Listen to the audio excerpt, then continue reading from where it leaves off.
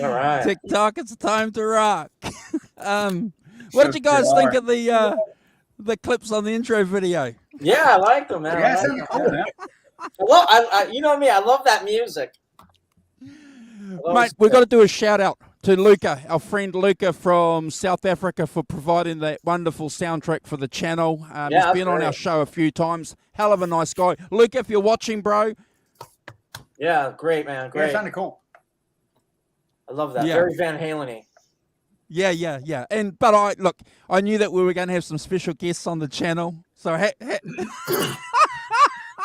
Alan had the 5150 show, Al. Good to see you, brother. Great. It's great to be back here with you guys. It's been a minute, and wonderful to be here with my bro Tanner and Jimmy Les Paul and my man Conks. Yeah, man. Conks. Hey, Conks. Not Conks. Stonks. Wait. Stonks. I have to look and see. Is Tanner going by the Swinger? That's a iffy, brother. He's talking about his drunk fuel. I didn't even set that name. What the hell? I set that. He's got swing. He's got swing. Since we're speaking about drums, I was listening to tons of Keith Moon and Billy Cobham last night, just cranking it, man. Yep. Just the baddest stuff, man. He had such a great. Both those guys had such a great sound and attack. Keith Moon, man, bam. Just listen to the Tommy soundtrack, man. That's all you got to do. It's mandatory. I always say just put on the expanded editions of Live at Leeds. Oh yeah, that too. Anything because he was a nut. Moon the Loon. Yeah. Moon the Moon. Dude was out of his mind. Much to the chagrin of the band, I'd rather play in a band with Billy Cobham because, he could actually, you could follow him at least in some way. But boy, yeah, Moon was just crazy. You're just. I mean, anybody that puts dynamite in their bass drum is just nuts. Well, Keith Moon followed Pete Townshend. That's how they recorded. He would just. I can't believe he was good enough to do that. Follow along to keep the click tracks and stuff like that. And Townshend went partially deaf, not because of loud volume. Because of the Smothers Brothers. Well, yeah, and the explosion of dynamite in the bass drum. The Smothers Brothers. Yeah, exactly. I had a clip of that. But, Moon was crazy. I heard Townshend, not that long ago. He was kind of maybe he's a cranky old man now, but he was kind of, complaining about Keith Moon and was playing a little bit too, saying everybody it wasn't that easy to work with, you know what I mean, in the studio. Sure. It must have been kind of difficult, Yeah, think about that. Pete had to. I mean, he's keeping time. He's playing rhythm guitar. He's playing lead guitar, and he's singing a lot of the time. I mean, man, that's a lot. And then you've got Moon behind you, and then you've got Entwistle going nuts too. It's crazy. I don't know how he did it. Yeah. I'm glad that you guys mentioned the Who. Who? Yeah, the Who, because I understand Townsend's coming out with a new single. It's his first new single in 40 years or something like that. Damn, yeah. Last thing I remember him was in the 80s. As a solo single, it's Well,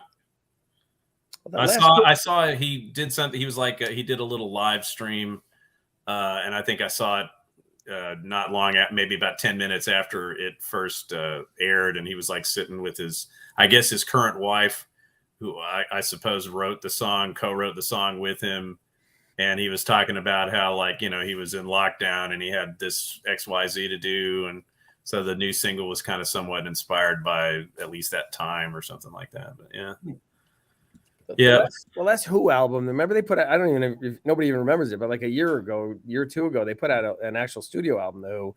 And I remember hearing a few things off, and it sounded pretty good, but unfortunately now, it just went away really quick, like everything else does nowadays. Yeah. Yes. It's not that it was bad. It was just that's the way music works. On the radar, disposable now. Everything's disposable, right? Yeah.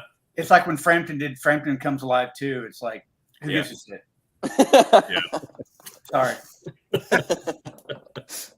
Everybody remembers Sgt. Pepper, but not the last Frampton album. Sorry. Right. Oh my gosh.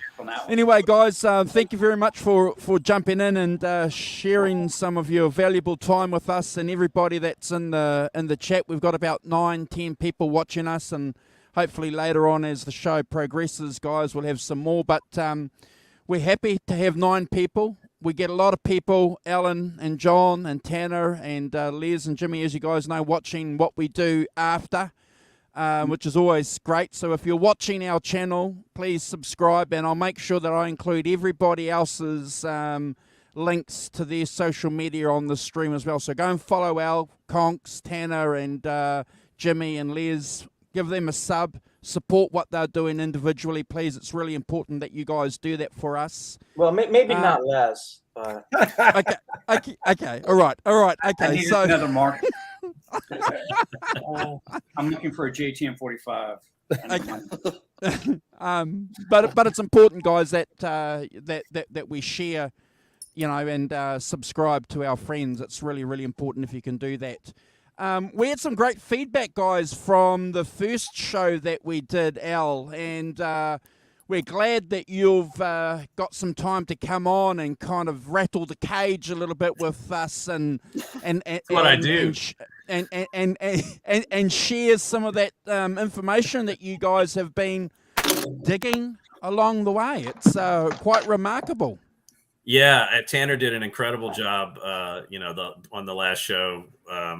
Tanner and I, we're always talking, and direct messages and stuff, and he's always turning me on to something cool, and so I watched with rapt attention. It was great, and I just wanted to, and there is so much that's going on in that record that I'm glad you're giving us an opportunity to kind of roll back through and get to some other details, on the guitars, or what we know, what we can suppose, what we can make decent guesstimates at, because the album is still in a lot of ways shrouded in mystery, more so than, for some reason it's more so than others in certain ways, but we can make some pretty decent inferences, and we can make some pretty darn good guesstimates. We're not saying this is, and a lot of times, me and John talk about this all the time. It's like, we can't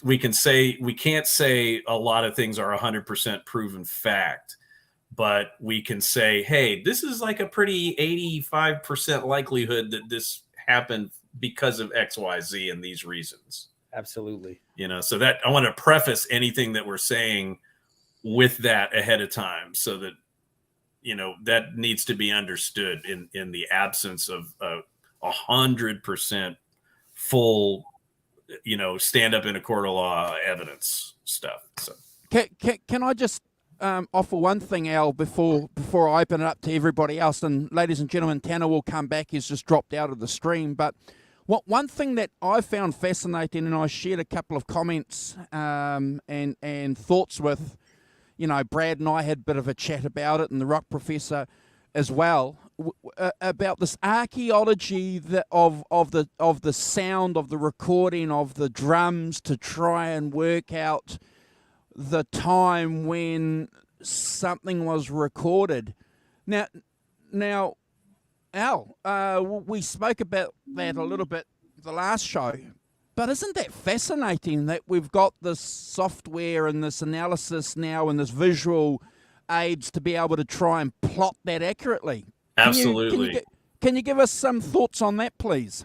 Yeah, I mean, that was all credit due to Tanner there, because he's looking at that stuff. I'm not a drum guy, and I always try to be the nice guy and help take the drum kit down and assemble it when I'm playing somewhere. But even that, after all these years, I'm kind of all thumbs at that.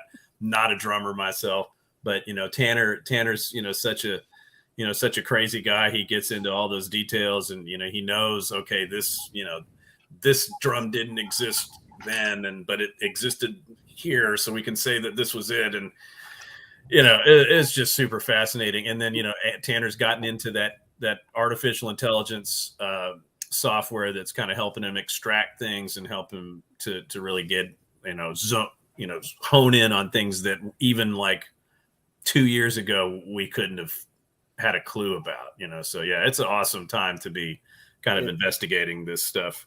It is. It's like forensics, and up until like for us guys that are just messing around with this stuff, we had photos really, but now Tanner's taking it a step further, and he's getting these raw tracks, and you're hearing headphone bleed, and that the bass you could hear Michael Anthony's bass in the headphone bleed or whatever.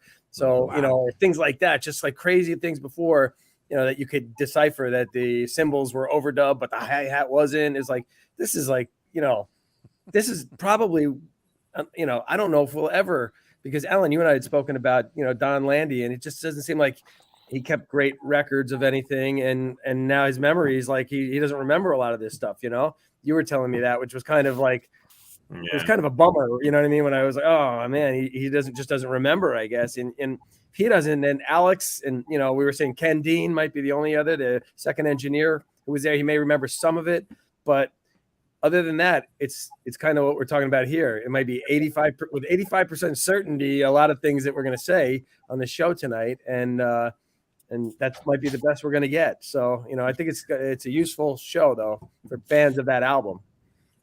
I've got the Superior Drummer 3 software, and I'm sure Tanner, you're probably familiar with it, where you can basically play a draw track and it can pretty much sample with the drum, and you can get the sample like you can do with MIDI and anything else and get that sound, which is really nice, and can do some shortcuts with, because you're just basically sampling that and putting it into your tracks and record with it and do what you want. Play it on your keyboards or load it to your drums, beat drums, anything MIDI basically, Yep. So I use the Guitar Hero isolated tracks because they the site I got them from actually split up the drums into the kick, snare, overheads, and they really kind of sample them rather than waiting for a spot in the song where he happens to just hit the drum for a elongated time. It also allows you to multi-sample, which drummers will know is kind of crucial for doing MIDI drums. That's how every single drum program does it. They don't just have one sample. It's all like at upmost of 10 or more, because you'll never hit the drum with the same velocity and tone every single time. So that's how I. That much name is Blend 9000. Yeah, or LM1. Yeah, exactly. But yeah. Well, shall we jump in, guys, with picking it up where Tanner left off? Yeah. I was just going to try to start from the first track and roll through and kind of give, John and I have talked about this quite a bit, and me and Tanner, and I've probably mentioned a couple of these things to Jimmy before, so he'll remember some of these things and my reasonings and stuff like that. And so you could put the picture of the Guitar World cover if you want, just for reference for people to see it. But as a lot of people know at this point, a lot of the album was pretty well confirmed to have been done on that guitar, on the 58 Flying V that Ed had bought from the Dan Martin in St. Louis. And there's a whole story behind that guitar, but so he got that guitar and he went crazy with that on 1984. So Alan, do you know when he actually got that guitar? Was it 82? Yeah, I do have a reference for that, because there's actually the receipt for it is there online. And I'm going to say he probably bought it. If memory serves me correctly, it was either 80 or 81. So he had it for a while, but to the best of my knowledge, maybe didn't use it on a record. Again, fair warning, is the album that's shrouded in even more mystery than 1984. So I don't want to open a can of worms about that album, but if my memory's serving me correctly, and somebody will have to kind of Google, because I didn't even look at that, but the receipt for him buying that 58V from Dan Martin is out there online, and you can figure out exactly when that was. So Alan, let's go back to like early 1983. So the studio was still being built. It was just wires, raw wires hanging out all over the place, and studs and things like that on there. And I guess they probably had that Faraday cage put in, obviously, before with the chicken wire lining the walls and everything, before they started recording. Before they even had the desk in there. Yeah, so that was all set up then, apparently. So you figure as far as we can tell, maybe at some point in April, they started actually recording. And we know they had to stop for the US Festival in May, but in April, apparently they got a lot more work than I initially thought they got done in April. We know they completed Jump, but Tanner and Alan, you jump in here and just say it wasn't just that. They actually, on the first night, got quite a bit of stuff done, I guess. Yeah, right? According to Ted Templeman, which it seems pretty legit, the fact that he remembers so much, and remembers the fact that Eddie came to pick him up and bring him back to listen to the basic tracks of what became I'll Wait and Drop Dead Legs all in the same day. And at least I believe that to be pretty true, given the similar sounds and the drums of I'll Wait and Drop Dead Legs and just other things also. Right. And Jump, as we've said, because Jump was so Tanner's talking about that Ted heard demos of I'll Wait and Drop Dead Legs. He'd certainly heard, probably some rough parts of Jump. So as far as we know, it's Jump, Drop Dead Legs, and I'll Wait were probably recorded before the US Festival. Maybe some other stuff possibly, was worked on. I'm going to say that now what we're talking about is the instrumental tracks. So for most people to understand, Van Halen albums were basically recorded almost entirely instrumentally first. Then they went back sometime later. They usually took a break, like a 2-week break. They'd come back and record the vocals. That would be Dave's lead vocals with final lyrics. Okay. And then that would be the background vocals. And that's pretty much what they did to finish the record. And then, of course, there would be mixing and mastering after that, right? And that's sort of the tradition that started from the first album and went through at least, I think they did roughly the same thing up at least through until 5150, because, a lot of the basic tracks were done even before Sammy got to put vocals on there. So, so that's the deal. So there was instrumental tracks going on. So when we're talking about these things, when they were completed, well, don't think about the lyrics or Dave's vocal, or the background vocals. That stuff just was. Although he was there, though. Dave, yeah, he was there, and he was singing in the room. Most likely which is scratched. Again the pattern, because Dave would be in there and he would sing scratch vocals with rough lyrics and just kind of bluff his way through, so that there was some kind of guide to work on. Yeah. And then that would be just, pretty much a lot of times that would be just excised, or sometimes they would actually use some of that stuff in final vocals. Yeah.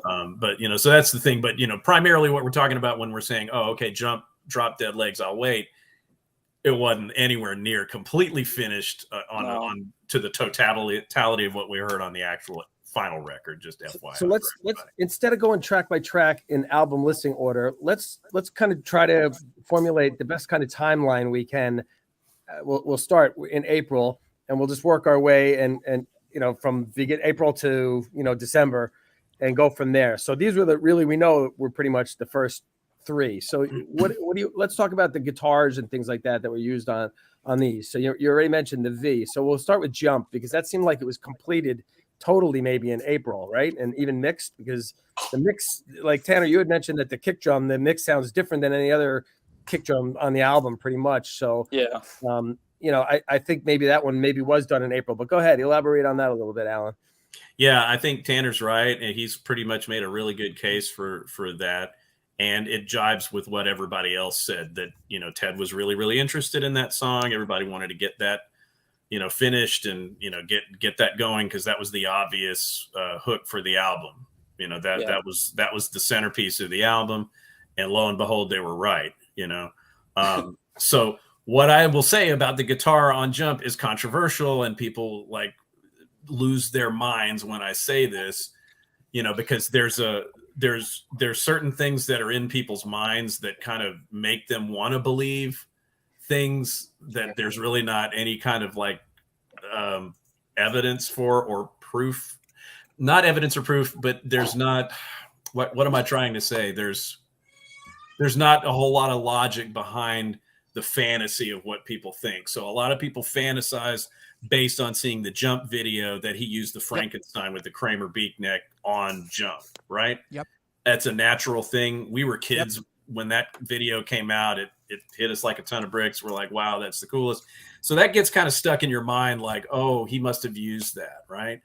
And then the other thing that happens, we now know that the Kramer 5150 was available to him, whether it was in the shape that he wanted it, whether it had the right pickup, whether he was using it, we're not 110% sure. We saw it backstage at the US Festival, but there's a whole contingent of people that love the 5150 and they want that to be the guitar. Yeah, and that's Johnny. But but Alan, to add to what you're saying, and he contradicted himself quite a few times as early as 1985, saying that he never used a Kramer on record. And in 2014, he said, I had already retired the Frankenstein and I was using the 5150 on that record. So. Right. But let me give you the direct quote of what he said, because the direct quote of what he actually said was, let's see if I sent it. I don't have it in front of me, but what he said was, I think maybe. So he prefaced what he said by saying, I think maybe I didn't use the Frankenstein, I used the Kramer 5150. Now, my point about that and why, and again, this is I'm not trying to rain on anybody's parade. I'm not trying to ruin your fantasies or anything like that, because people get mad, but that's the thing. Are you saying he didn't use a Night Swan on 1984? That's what I'm saying. You nailed it. It's been good, guys. Yeah, but so anyway, so there's just a couple of things that make me go into, and I'm just talking about not Jump per se. I'm just, for the whole album, I'm not saying it's impossible that he used the Kramer 5150 on the album. Okay. I am saying that based on all of his interviews for 35 years plus, he claimed that he used the Frankenstein on all the Roth albums up to and including 1984. Then when it was Chris Gill did the interview for the 35th anniversary, I think, of the album coming out, then all of a sudden Ed says, well, I think I might have retired the Frankenstein and I might possibly have used the Kramer 5150 for the album. Now, again, that would have to be the tremolo tracks, because it is really pretty darn impossible to deny the fact that Hot for Teacher was recorded with that flying V. Okay. Well, he said that. Yeah. Yeah. And he didn't even need to say it, because Hot for Teacher has the pickup switching. It uses the neck pickup For the quiet parts, yeah. So there's absolutely no way that he didn't use the flying V on Hot for Teacher. Okay. So Alan, back to Jump now. Do you think that he used the V on the solo for Jump? We know that I believe that he used the V for the entire guitar tracks, the rhythm tracks, and the solo. And that's when I get that look from everyone, like Andrew's doing for us right now. So I get the. And so John and I and Tanner, we've talked about this before, and I might have mentioned this to Jimmy, but I have a reasoning behind it. And the reasoning is this, and Tanner's mentioned it even on the last show. When Eddie had a guitar that had a vibrato bar on it, he used the vibrato bar. He could not help himself. There's not a part of, and I'm talking about from going from the club days through OU812, which is where I stop. But, so that's the whole thing. If he had a vibrato bar, he used it. So there's no vibrato bar whatsoever on Jump on any of the rhythm tracks or on the solo. And so John's right. John's knows, he knew I was going to be talking about this. And this is the first thing. I do believe he used the flying V for the solo and for the rhythm tracks. And then again, that folds into the fact that he also used the flying V for Top of the World later on. And of course, Top of the World is the ending vamp from Jump. Exactly. Here's something that I always thought was interesting. I remember when the tablature for Jump came out in 1985, Guitar for the Practicing Musician. We all remember he's got the bowling ball guitar, and it looks like a bathroom stall or whatever. And he's got the gray hat, and I got the issue somewhere. I remember in the transcription, it showed vibrato bar when he goes from the A to the G note, of course, whatever. Who knows if that's whatever. But in the video, he used, I know he used the bar. Not saying that, obviously. And that's what I'm talking about. The fantasy gets to that point where exactly. And I was like, well, it doesn't really sound like a bar. Maybe a video. Not a bar. There's no vibrato. There's no vibrato bar use on the whole track. Well, I don't care what transcription. There's no vibrato bar. Oh, I know. Well, of course. I mean, transcriptions they're interpretations. We all know that. Yeah. So I was like, oh, that's interesting. And in the video, I'm like, oh, interesting. I would go, but I've seen him live, and he's played it different times. So it's kind of like, well, shit, who knows? And we know. We know. Well, we know that there's no vibrato bar on Jump. I know, but I mean, it's just the way he plays it, and I'm like, well, okay, cool. But then it's like, okay, well, what guitar? And then it's either this or this. It could be 4 or 5 different options. Let's talk about not so much, because again, the guitars that he had that had no vibrato bars were limited from what that's true with the flying V. From on balance, from what we've seen in the photos, and again, it's not. We can say that, but we can't say 100% that Eddie used the flying V on Jump. We can say 100% that it's at least 85%. Based on my logic, sure, but again, we can 100% say for sure that there is no vibrato bar use on Jump. Mm-hmm. Right. Yeah. No, I hear you. Yeah, it's just funny when you see the transcription. I'm like, see the video, and of course the video doesn't mean anything. Because let's talk about the track a little bit for a second, guys. So let's we have the picture. I don't know if you have the picture of the setup. Basically, the Oberheim OBXA was set up on a crate or something in front of. Yeah. It's on top of Marshall cabinet. Yeah, the Marshall cabinet. And Alex, you want to pull that up, Andrew? You can pull up the picture of Eddie with the Oberheim and the Frankenstein. Yeah. And it'll say OBXA. There's a couple of them. Yeah, you'll see one where he's just standing in front of the keyboard, and you can see OBXA, the front of it. Right. This is kind of broken down. Alex had the gobos on either side of the drum set there, and then Eddie had the OBXA on like the cabinet, like Alan was saying. Yeah. That's not the picture. There's another picture of the full keyboard. You can kind of scroll to that, Andrew. Yeah, there's another one. It's just Eddie with the keyboard, and I got that picture of that bass from Tanner. Let's see. Tell you when to stop there. While he's pulling that up, the keyboard track for Jump, if you listen to it isolated, Al and him were obviously playing live together, that part. There's mistakes on the keyboard. You can hear Eddie hitting wrong keys and things like that. Yeah, I noticed that yesterday. Yeah, so you can hear that on there. So it was recorded live. There's getting warmer. There's one other one where you see the getting there. Hold on, brothers. I thought hold on. I'll go through the whole lot. Sorry. That's It's okay. hard for me to, it's hard for me to see here. They don't give you a lot of room to preview the photos, guys. So It's okay. So this is, I don't know if you can see this, guys, but that is it right there. okay. And you can see the OBXA lettering there on the front of the keyboard. Right? I'm not seeing it. I'm seeing the Eddie behind the board. The console. Yeah, I'm holding up my phone with the picture. Hold on. Oh, Hold on, brothers. Hold on. I just see it at 9:10. 2:10. Yeah, let me show you. I have the picture on my phone. Alan, I went to sleep there. Hold on. Yeah, here we go. Let me show you that. So let's try that again.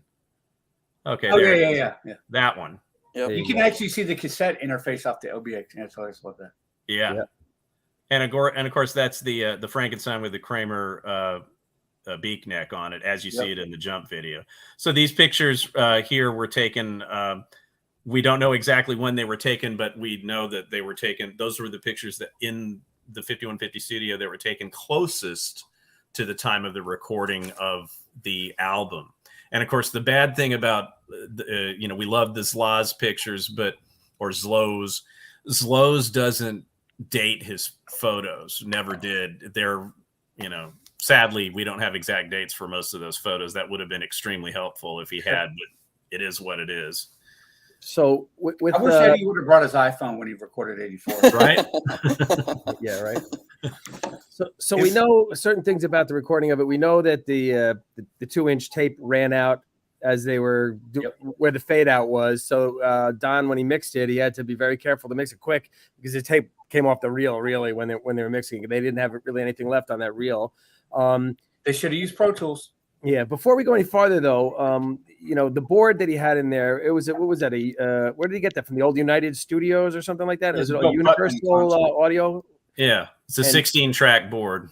Right. And Don rewired it. Apparently, Don worked for the phone company, and he had a punch down tool, like the Verizon guys and people like that still have to this day for copper wiring. And I think so. Don rewired the whole thing, and we know that the nothing was labeled. The patch panels, with nothing was like he was the only one that knew how to really work everything at that point. As far as outboard gear, do you guys have any idea of what they had in there? I know they had some. I don't know what kind of gauge at that point. Just there's gates, compressors, and the event. Well, you have a Lexicon Prime Time. Yeah. And Super Prime Time. Prime is probably this prime time. Looks like there's some pull tacks right below. If you see, so it looks like there's two pull tacks right below the two 910s, and it looks there's a audio list. 610.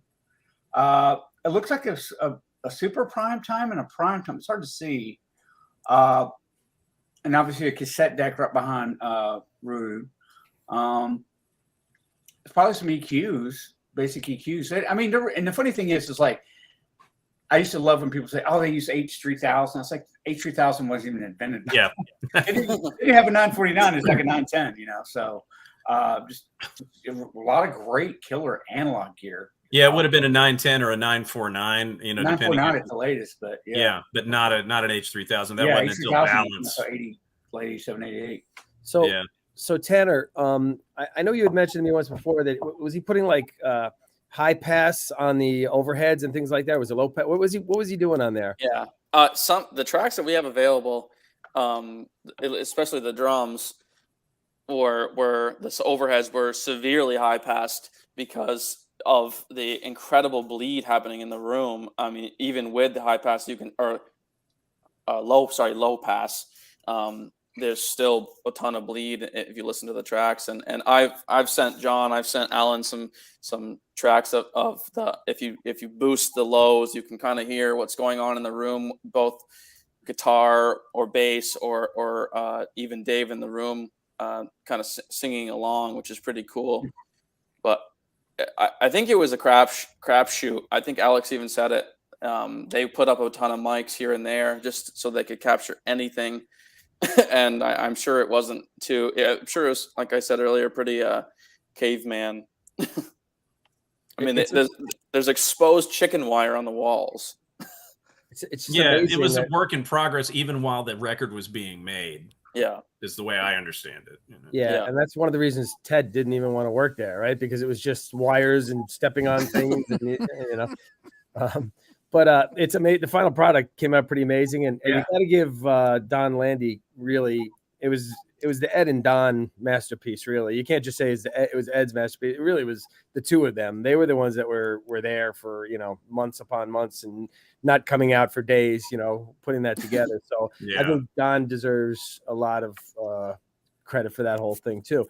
So okay, so we're discussing that the first 3 tracks that were pretty much were recorded there. We 85% certainty that was how it went. But so Jump, we think, was finished and probably mixed and put away maybe by the end of April. And then, as Alan said, we know that Drop Dead Legs, that end vamp at the end, was tagged on by Don. He must have just let the tape roll, and he saw they were just jamming and that cool part, and he made it work magically. I remember Ed basically not even knowing how he did it. He was just like, it was amazing how it just sounds like they were playing it all live at that time, but it was actually spliced with a razor blade, the old school way, and put together that way. So that could have been done in the following months. We don't know. And I'll Wait. Let's talk about that one a little bit. The OBXA was giving Eddie problems. It wasn't staying in tune. And at that point in 1983, the OB8 was introduced by Oberheim. I actually have one, and it is the awesomest synth ever, I believe. It's in my bedroom next to my dresser. My wife's not happy about that, but it's there. It's huge. It takes up a ton of space, but it's just awesome, man. And it has the arpeggiator on it, which we know Eddie used on 5150 and other albums for the left hand there. That's the main difference. A lot of people think the OBXA sounds a little warmer than the OB8, which may be true, but which is what Eddie said. I think people say that because Eddie said that. That's probably true. That may or may not be the reality, but that's what Eddie said. Yeah, that's probably it. Exactly. Yeah. So, but on All Wait, he used the OB8, and I'll be honest with you, the keyboard part on All Wait does sound a little harsh, I think, on the album. You know what I mean? Yeah, I have an OB8, but it's very brash mid-range. I think I think it was being recorded through his amp or cabinet, a guitar cabinet, which I also believe Jump was tracked with it going through the cabinet, because you can hear his synths through the overheads of Alex's drums, which means they had some sort of maybe that cabinet that he was PA or on was mic'd. Maybe that cabinet. That was my guess. Yeah, and it was facing Alex, so that I wonder if they may have split it. They may have had a direct and mic. They may have run the OB8 run direct. Well, there is a direct box on top of the OBXA and the picture that Alan provided, which I saw the other day looking at the book, but not that and whatever. Well, I just think here's something to think about too. If they recorded I'll Wait through his Marshall cabinet, so to speak, that Marshall cabinet, we all know what it's like with the good old SM57, which captures a lot of harsh mid range, and you got an organ sound like that, which kind of sounds, and then it's going to come into like really kind of really harsh. But I mean, we all like the song, but that could explain a lot. Right, and so let me get to the guitar on that, because that was a fun thing. I as soon as I found out about that, I know I probably messaged John and Tanner and Logan and Donnie, everybody I knew. I was like, oh my God. So the white whale, and I use this phrase, the white whale for me on the album, I felt fairly good about what guitars were used on the record, except for I'll Wait. I didn't have a clue what that was for my whole life, ever since the record came out. It was obvious to me that it was a Floyd Rose equipped guitar, and it was also obvious to me that it had a neck pickup going at least some points during the solo.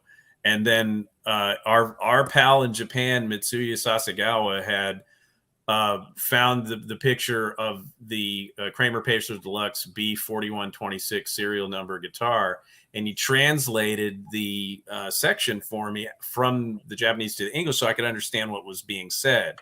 And what it was that it was Don Landy that was sort of the liaison to the Japanese magazines, at least at that particular issue. It was a 1984 or 85 issue of like Young Guitar or something that the picture first appeared. And so it was Don that was giving the information about, okay, this guitar was used on this track. And so Don said that and Andrew, you should have this picture. That's the one. Mm-hmm. It's a B4126 serial number. So it's like an 82, 83 serial Pacer Deluxe that Eddie sort of modified.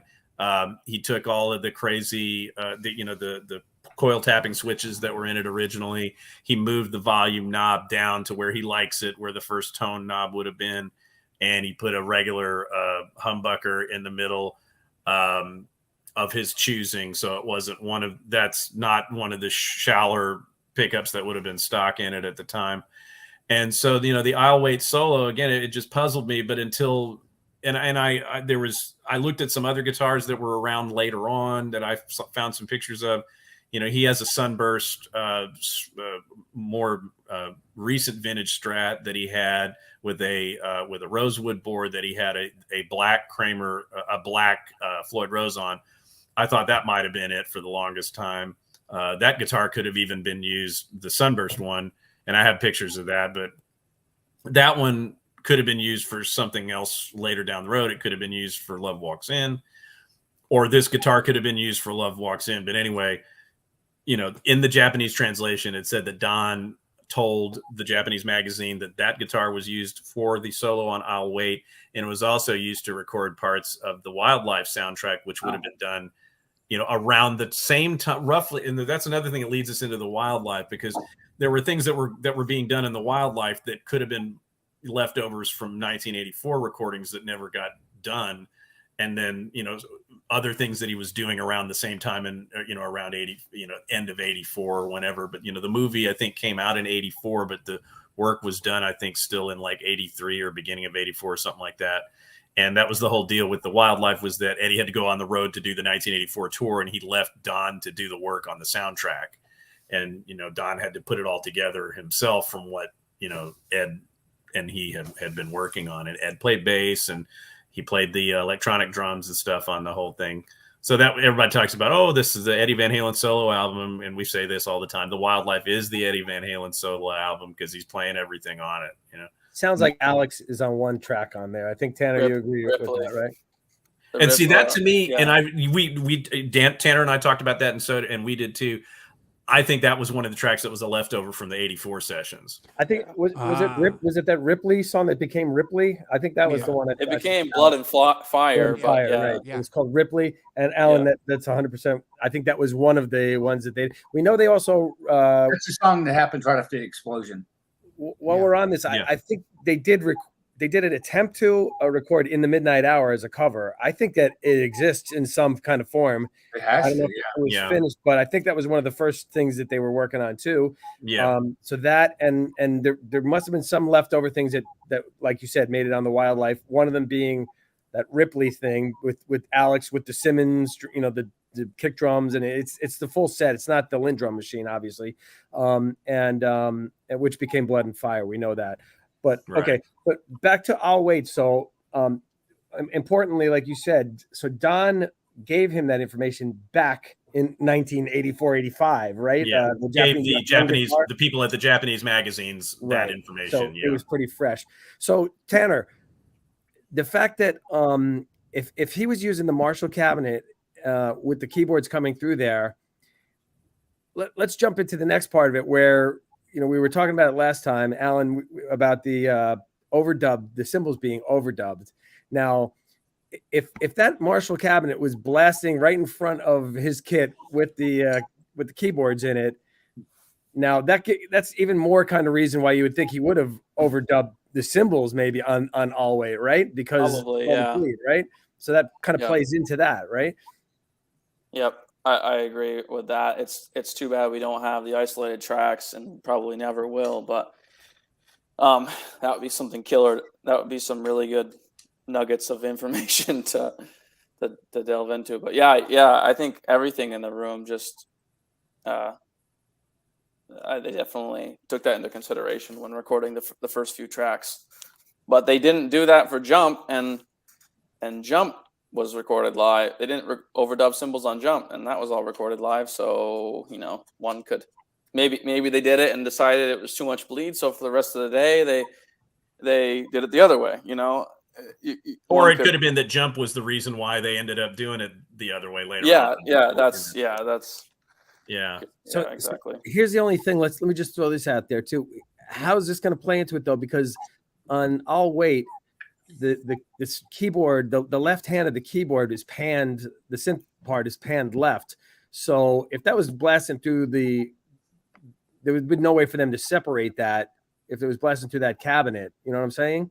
Well, the bass side input could have gone to one input of the desk, and the top end could have gone through the cabinet or through the Marshall and cabinet. That would have been into the room or whatever. And they were probably wearing headphones anyway, so they would have been able to hear everything anyway. Well, plus you have a mono out too, and then you got a mono usually going to stereo. So once it hits stereo, you can split it. So that would have had to have been the way that was done, if in fact it was done that way. And like you said, there is a photo which I don't think anybody's really talked about that before until now. Alan, I think you found the photo with the direct box on top of the OBXA. Yeah. So obviously, maybe they were doing both of that. So that's kind of cool information right there too, as far as that. Well, the only thing. No, I'm sorry. I'm going to jump in real quick and just kind of put the nail in the coffin on the guitar on that. So, and I've shared some clips with the guys with John and Tanner, and I might have even shared it with Jimmy at some point. But when you look at the live performances of I'll Wait from later on from the Roth reunion tours, obviously when he played I'll Wait on the '84 tour, he played it with the Kramer, with a Kramer, not necessarily the 5150 because it would have been tuned to standard, just like some of the other keyboard songs like Jump or whatever. But there are points during the live performances where Eddie actually will flip the switch to go to the neck pickup, or starts the solo on the neck pickup, and throughout he moves to the different pickup selections. And of course he's using the whammy bar and all this kind of stuff, so it's just kind of another thing that points to what I heard on the track, which is I did hear neck pickup. I heard a single coil neck pickup because it wasn't the full on humbucker sound to me. And and then of course he does have points during the solo where he's getting these great pinch harmonics that you can't get with the neck pickup. Period.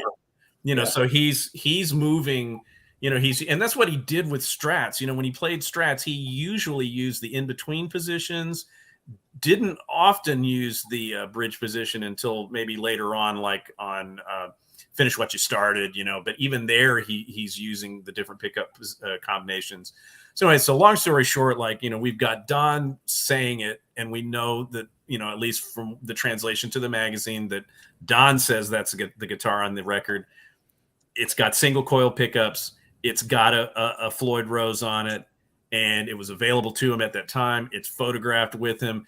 So some of those other pictures, Tanner had spotted it even before me. There's one picture in there that shows the sort of the guitar army in front of the glass of the studio. I don't know if you can pull that one up, Andrew. That's that first one where all you see is the guitars lined up in front of the not that one, but another one in that series. Hold on, right. Getting there. Let's see. And I'm bringing this up. That one right there, that picture right there, where I've circled it. Tanner spotted it. There's a Kramer bass there on the bottom of wherever that shelf-like thing is. Could be another amp or whatever. And then you can see that Pacer Deluxe sitting right there on top, right next to it. Yes. Okay. So now that's a picture that's from a little bit later on. I believe that picture's from 1985. But, the thing about the pictures in 1985 still being fairly close to what was going on in the 83, you got to remember that they left on tour right as soon as the album came out, right? Yep. And they didn't come back for a long time. So a lot of the stuff, nobody, he wasn't recording stuff while they were on the road.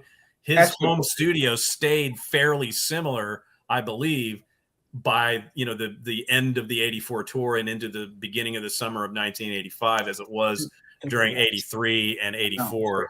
You know what I mean? 84 tour, because a lot of the stuff ended on September 2nd, I think, the 84 tour. I think they filmed the video for Hot for Teacher, believe it or not. I always say on September 6th. So Van Halen, as we know it, had never performed live again when the Hot for Teacher video came out. Isn't that exactly? Crazy? And that was the last time we saw the band. It's a kiss of death. Isn't that crazy? It is crazy. That soon that video, they had performed their last concert ever together. As the classic lineup. Anyway, so that would have been September, 2nd, 3rd, 4th when they got home from Germany or wherever it was. So from that time till the summer of '85, like Alan said, and if you look at that picture there, a lot of those guitars are what was used on '84. You know what I mean? And in the Wildlife too, and certain things like Donut City, the Violette Citron. It looks like it's in that picture too, I guess, right? Yeah. So, and a quick aside on that, Tanner and I are going to jump in on that on the you can see the Violette there on the far left, right next to the 5150 Kramer there. So jump on that, Tanner. You take that one. And there it is right now, present day. Yeah, I started looking into it recently, seeing the history of it, and I found out that I'll call it the VC guitar because I don't really want to say the name 100 times.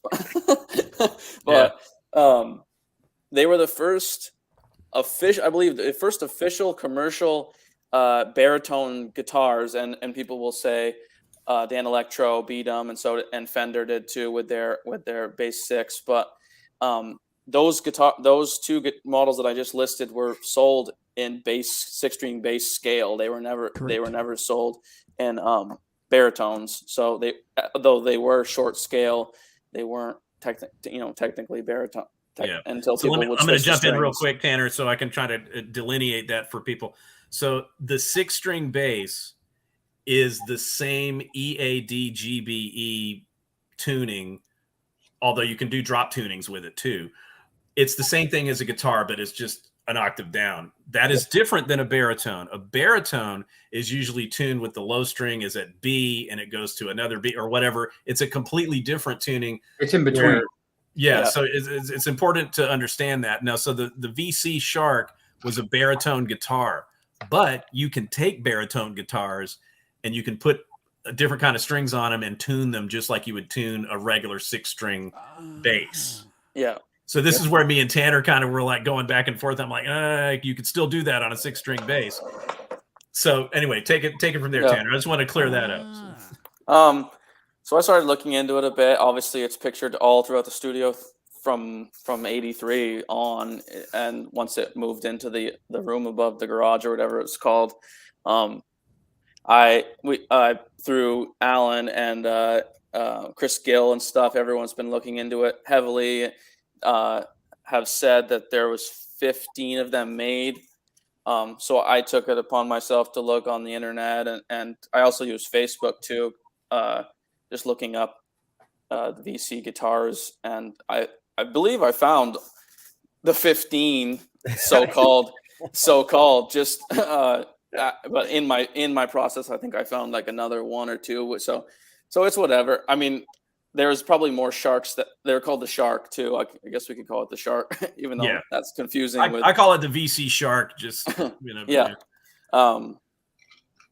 so yeah, most of them, if not all of them, were sold in like the B range or A range, and so Alan's telling me that there seems to be some confirmation that it was used on the Wildlife in 1984. So I've been really listening to the tracks to see, especially the bass tracks, because it seems like you could lead that Eddie might have played bass tracks with it.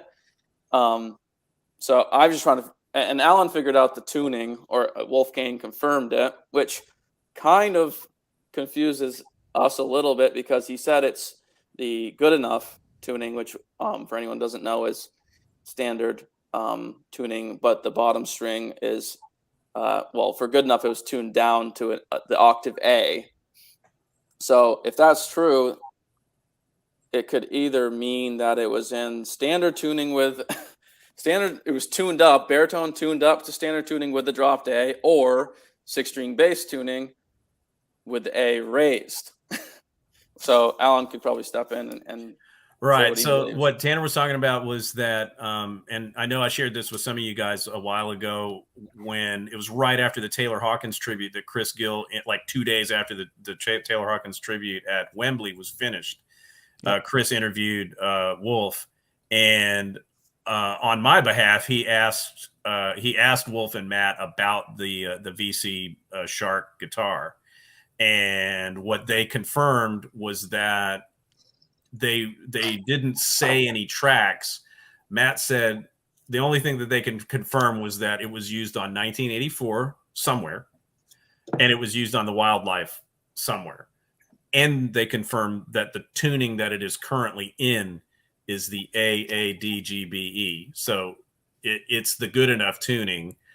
And what that led me to believe, and again, this is the logic, that led me to believe that it was probably used for nearly good enough, that the bootleg people called it, that the demo version of good enough that we hear on the Wildlife soundtrack. Okay. So I feel fairly certain that it was at least used on that. Now, I don't have one of those instruments. I don't have a bass 6, so I haven't been able to, kind of get with it and start working with it. But Tanner did a good little demonstration that you can play that stuff on a regular 4-string bass.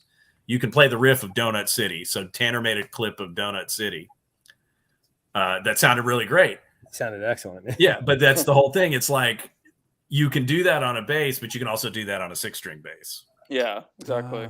So it's up in the air, but and that's why we say these things. It's not 100%, but it's probably more likely than not that he used the VC Shark on the Good Enough demo. And this is going to take us back to the other track that we're dancing around here to get away from the keyboard tracks, was Drop Dead Legs. And so my ear tells me, because I don't have a 6-string bass. I haven't gotten to sit down and play it, but I believe that the outro riff that John was talking about, that was tacked on to the end of the actual Drop Dead Legs track, I believe that was probably the VC Shark, played in possibly the drop D tuning, except again, it's an octave lower, right? It has that sound to me. And if I were to pick one place on 1984, if we go by what Matt told Chris Gill, that VC was used on 1984 somewhere, my guess, based on a couple of things, just, the ride out rhythm track to me sounds like the VC Shark, that bass, bass 6 tuning thing. Not 100% on that. Again, I got to make the disclaimer, that's I'm with you on that.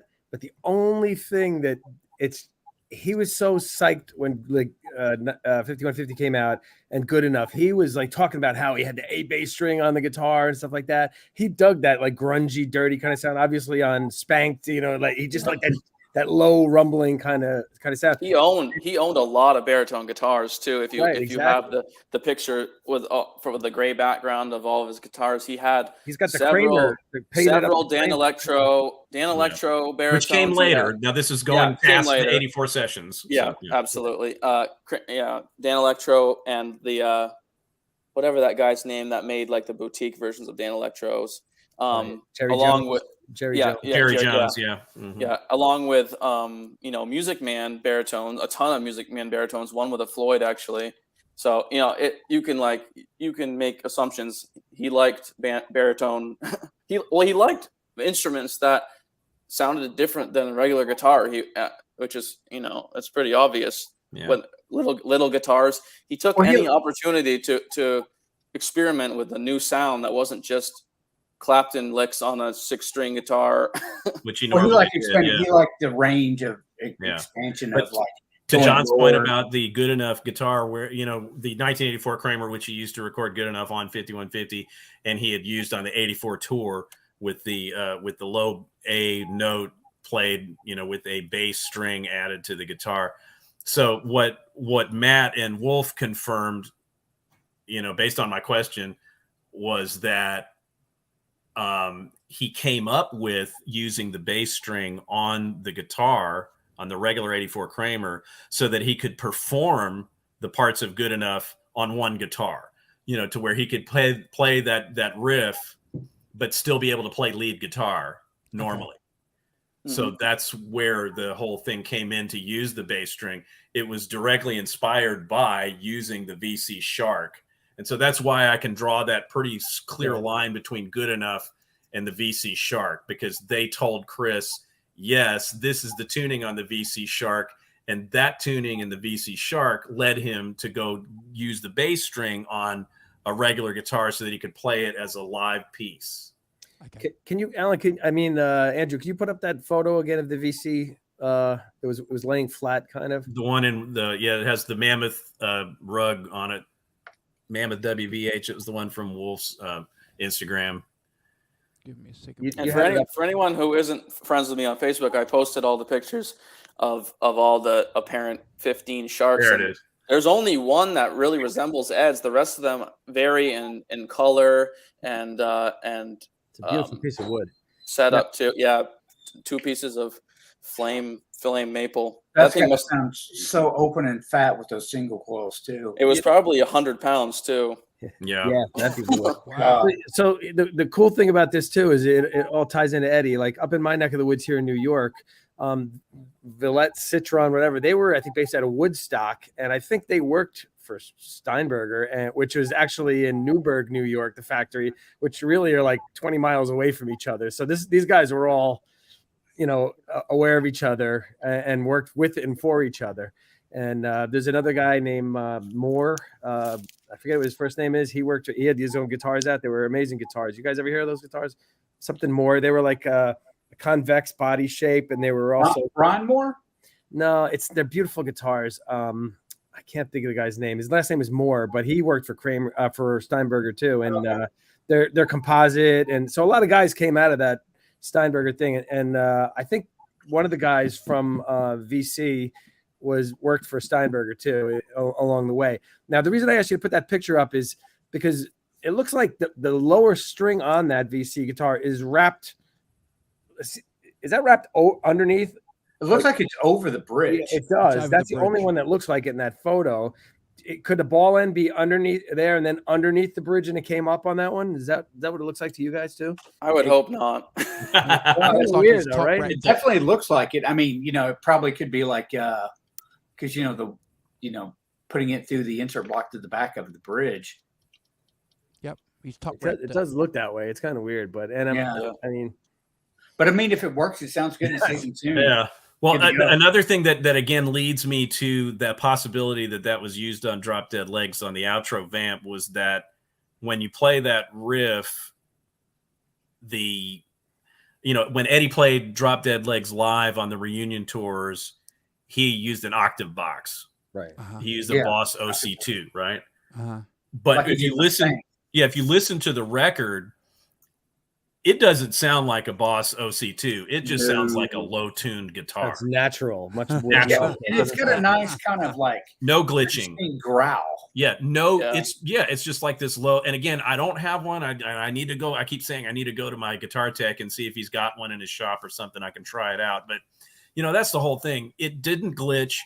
It wasn't the Eventide sub-octave because I've used that and I have that on my H9. It's not the same thing. It sounded organic too. And that's kind of organic and natural. John is right on the money. When I'm listening to that, it's just a fat, low, just killer riff. And so they had to have recorded that and try a rhythm track, and then Ed obviously overdubbed the crazy lead guitar. Dovetails perfectly into that explanation, and that piece was spliced on later at the end. So I wonder if they had that in mind, or if maybe they were trying to think of something else and it was just on the tape. And Don was like, "Man, this fits. It's in the same, key. It's the same tempo. Everything. I mean, however that worked, we may never know unless Alex one day decides to do a sit down and remembers any of this stuff.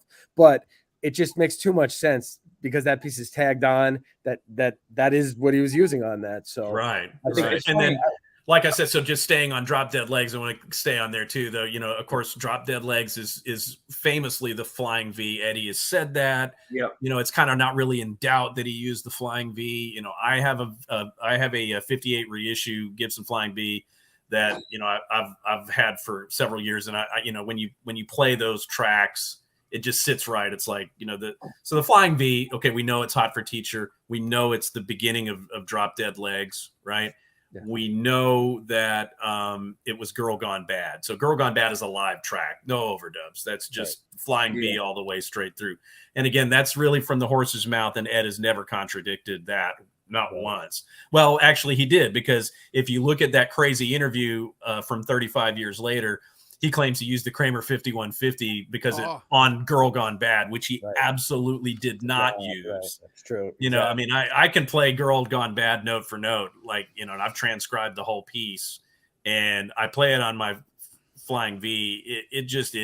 That's it. That's the sound. There's no getting around it. The Girl Gone Bad was played with the Flying V live track straight all the way through. The end period, yes, there was Eventide on it and, you know, all that nonsense, but, you know, no, he didn't use the Kramer 5150, and he didn't use the Frankenstein or anything with a Floyd Rose on Girl Gone Bad. And again, that goes back to my whole thing about if he had a guitar with a vibrato bar on it, he would use it, and he just did. And as Tanner has said, through the entire catalog, I mean, again, up until 1989, I have not ever heard him playing a guitar that I know has a vibrato bar on it that he didn't use the bar.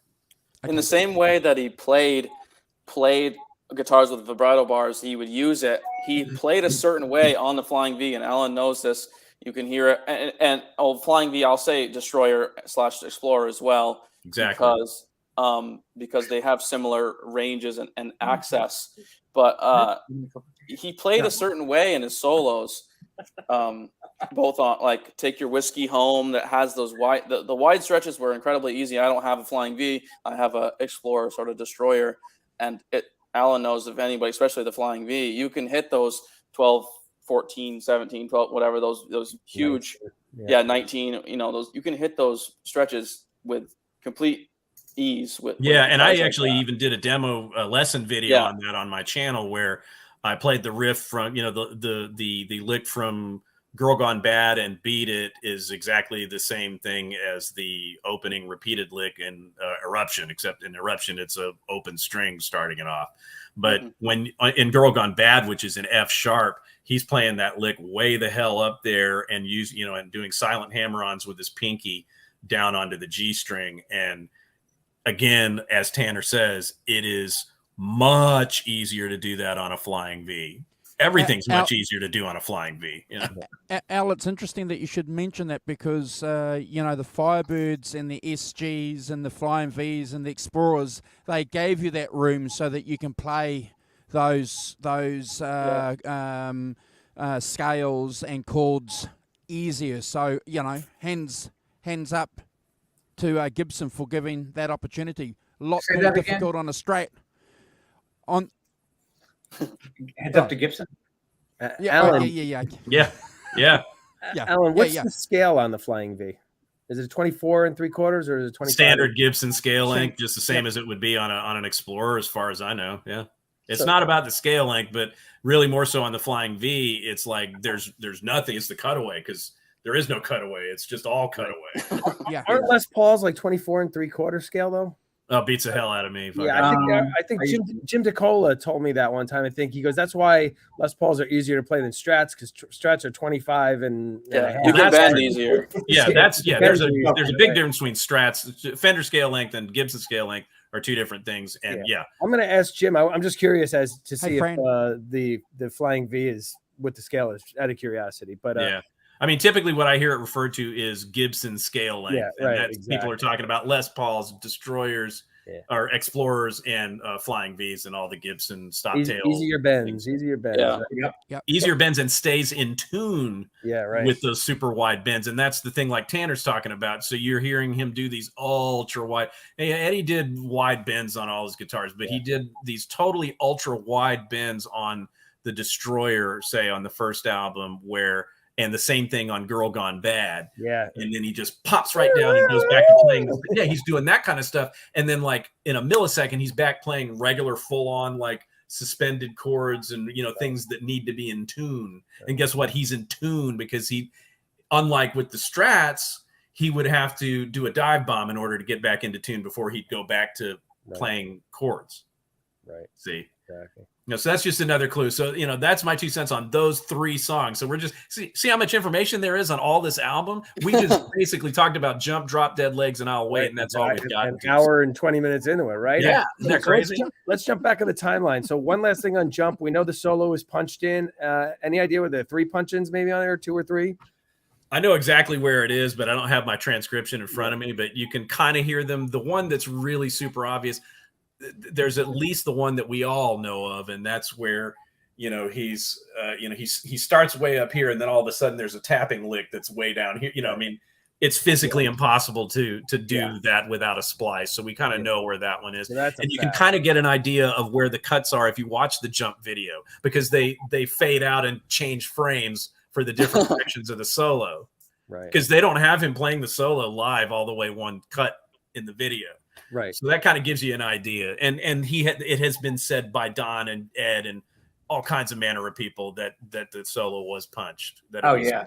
He's holding one note, and like the tapping lick it's just it overshadows, and there's one part where like two notes are exactly existing at the same time. I'm like, right, it's an overdub. Right. And once again, that's the genius of Don Landy, because I think on Fair Warning he had done some of that too. A ton of it. Eddie didn't even know the solo until Don was done what it was going to sound like. It was just that's exactly great point, John, because that's exactly where it started, was Fair Warning, and then that even extended into I don't know. Diver Down was an exception because Diver Down was such a quick and dirty record. They weren't doing a lot of that stuff on barely Diver any Down. overdubs on that whole album. Diver Down. Right, barely any overdubs. Yeah, exactly. But then when you go to the April '82 session for Beat It, guess what? There's at least 2 cuts edits in Beat It. Beat It was not a live solo. It was made of at least 2 different solos, and there are at least 2 or maybe 3 edits that I've found, because again, I transcribed that solo. I know for sure where one exactly is, because you can actually hear the tape is kind of messed up. It almost sounds like backwards guitar, because Don did a crappy edit, and you can hear that. And in my transcription, I had to like transcribe it as if it was like a weird like pre-bend and all this kind of weird stuff, but so that I made it playable, but it's definitely cut. Here's a great book about, but that's you made an excellent point. I wanted to just piggyback on what you said, because that is the whole deal. Don was the king of splicing Eddie's solos together. So, it started on Fair Warning, continued on to Beat It, and was definitely going all over '84. Here's a great book, in the studio with Michael Jackson by Bruce Swedien, which talks about the solo, the setup, a lot of good stuff. Wow. It doesn't get into guitars or anything, but it talks about the overdubs of the solos. But it's mostly wrong, because Swedien had nothing to do with that session.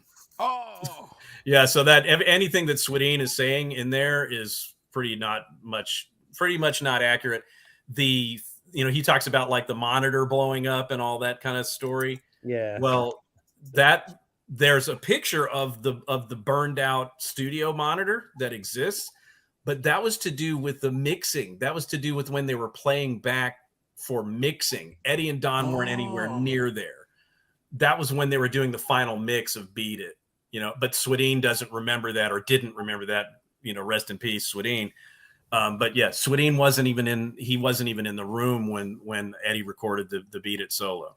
I'd like to do a show on Beat It. Maybe we can do one on that. Just focus on some of that too. Yeah, there's a whole thing, because me and John have been talking to Chris Gill about this for months. Yeah, maybe we can get Chris on there too, and we'll talk about that one. And again, Chris and who else? So Chris and me and Jeff Goebel, and Chris he's talking to all of us, and we've been trying to get things together for an anniversary article for Guitar World about Beat It. And I mentioned it the last time I was on Andrew's show. I did a transcription of the solo, and they're trying to get my transcription in the magazine to go with the article. But then things happened. The death of Jeff Beck put that off, and then XYZ put that off. So it's still kind of on the back burner. And then we kept finding new information, I know that Jeff Goebel saw it. I saw it right away, and I emailed Chris about the recording, the actual nail down of the recording date of Beat It. Turned out to be I think it was April 4th, 1982, or October 4th, I think. You're right, October 4th. So that was finally nailed down, but that was totally in question because nobody had any proof of it. Right. But boom, Anthony Marinelli, who was one of the keyboard technicians on Thriller, found the Musicians Union kind of statement that shows, okay, Eddie Van Halen played here, Greg Fillinganes played here on this day for Beat It. Eddie Van Halen got scale pay And again, that was the whole funny thing that we all found out was that, and Jeff Goebel has mentioned it before, but Eddie did get paid. Whether Eddie knew he got paid or not is another thing, but the musicians sent that dude a check. Yeah, and so me and John and even Chris were joking. It was like, well, Valerie probably cashed that check. Somebody cashed that check.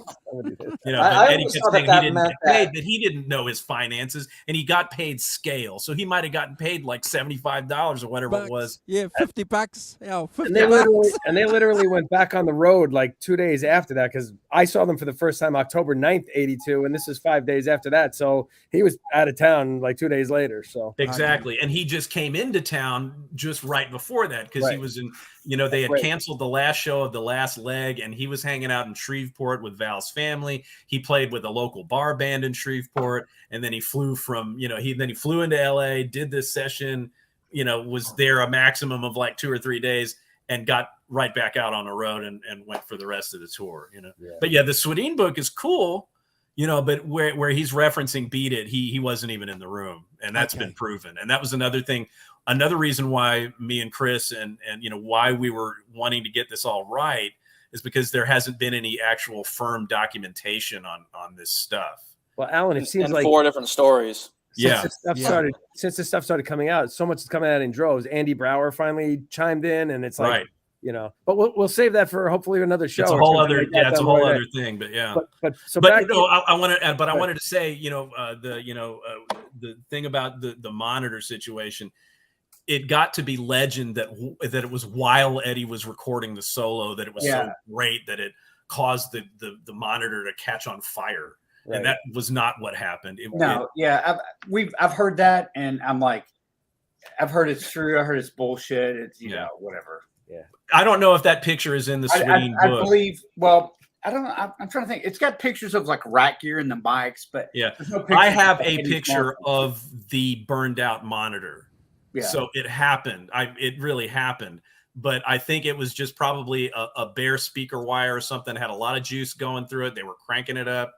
And something, caught the paper coil on fire, and it did smoke and could have had a little flame, God knows, but it happened during mixing. It happened when Eddie wasn't there, and it would have been when the album was finally being mixed and mastered. So that's the whole story behind that. But anywho, back to what we were trying to talk about, which was 1984, but it all ties in together. There's a reason why we're bringing these things up. Yeah, definitely. So we pretty much got Drop Dead Legs, we Jump, and I'll Wait covered down there. So then the US Festival came, and they shut down for probably most of the month of May, and I don't even know when they picked up. Do you think they picked up in June? I think, or July. I think it was a lot of. I think July.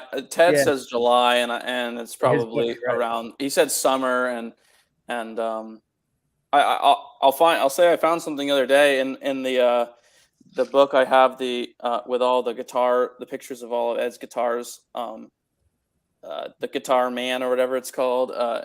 It's all in Japanese. I translated the blurb about the Ripley guitar with the 3 humbucker pickups, and it said, which I can't believe I missed, the neck plate says July 83.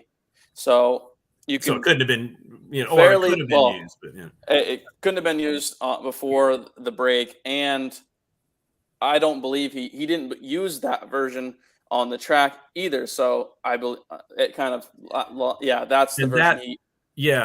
So I wanted to show that is not Eddie's, but that's another prototype Ripley right there. That's basically identical to that one. So me and Tanner believe that is the one that he used for Ripley and for Top Jimmy. But we think that was like later in the recording process. That's right. That came later, maybe August. He had it. Well, what's confusing to me now is that he had, in the pictures we were showing earlier with the OBXA, he had this one earlier, and if the complicated Ripley was made in July, and I don't know, I'm still figuring this stuff out. Yeah. But I think it's fair to say that Ripley was one of the last tracks that was recorded.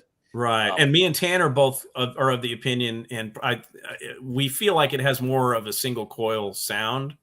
Yeah. So we're not thinking it's the humbucker one. Yeah. Right. Okay.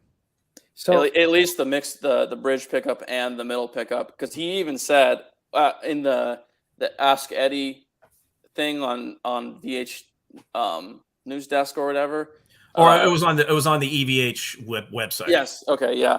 I just read it the other day again. He said, I believe he said he really loved the sound because it wasn't like a typical out of phase bridge and middle. It sounded more like a humbucker middle position, which that's what it has. So right. So that's later on. And again, now we're in the point where we really don't know, exactly when, the rest of those tracks were done. We have a sort of a rough idea, but we're less sure now about these other tracks. So Ted says, sorry.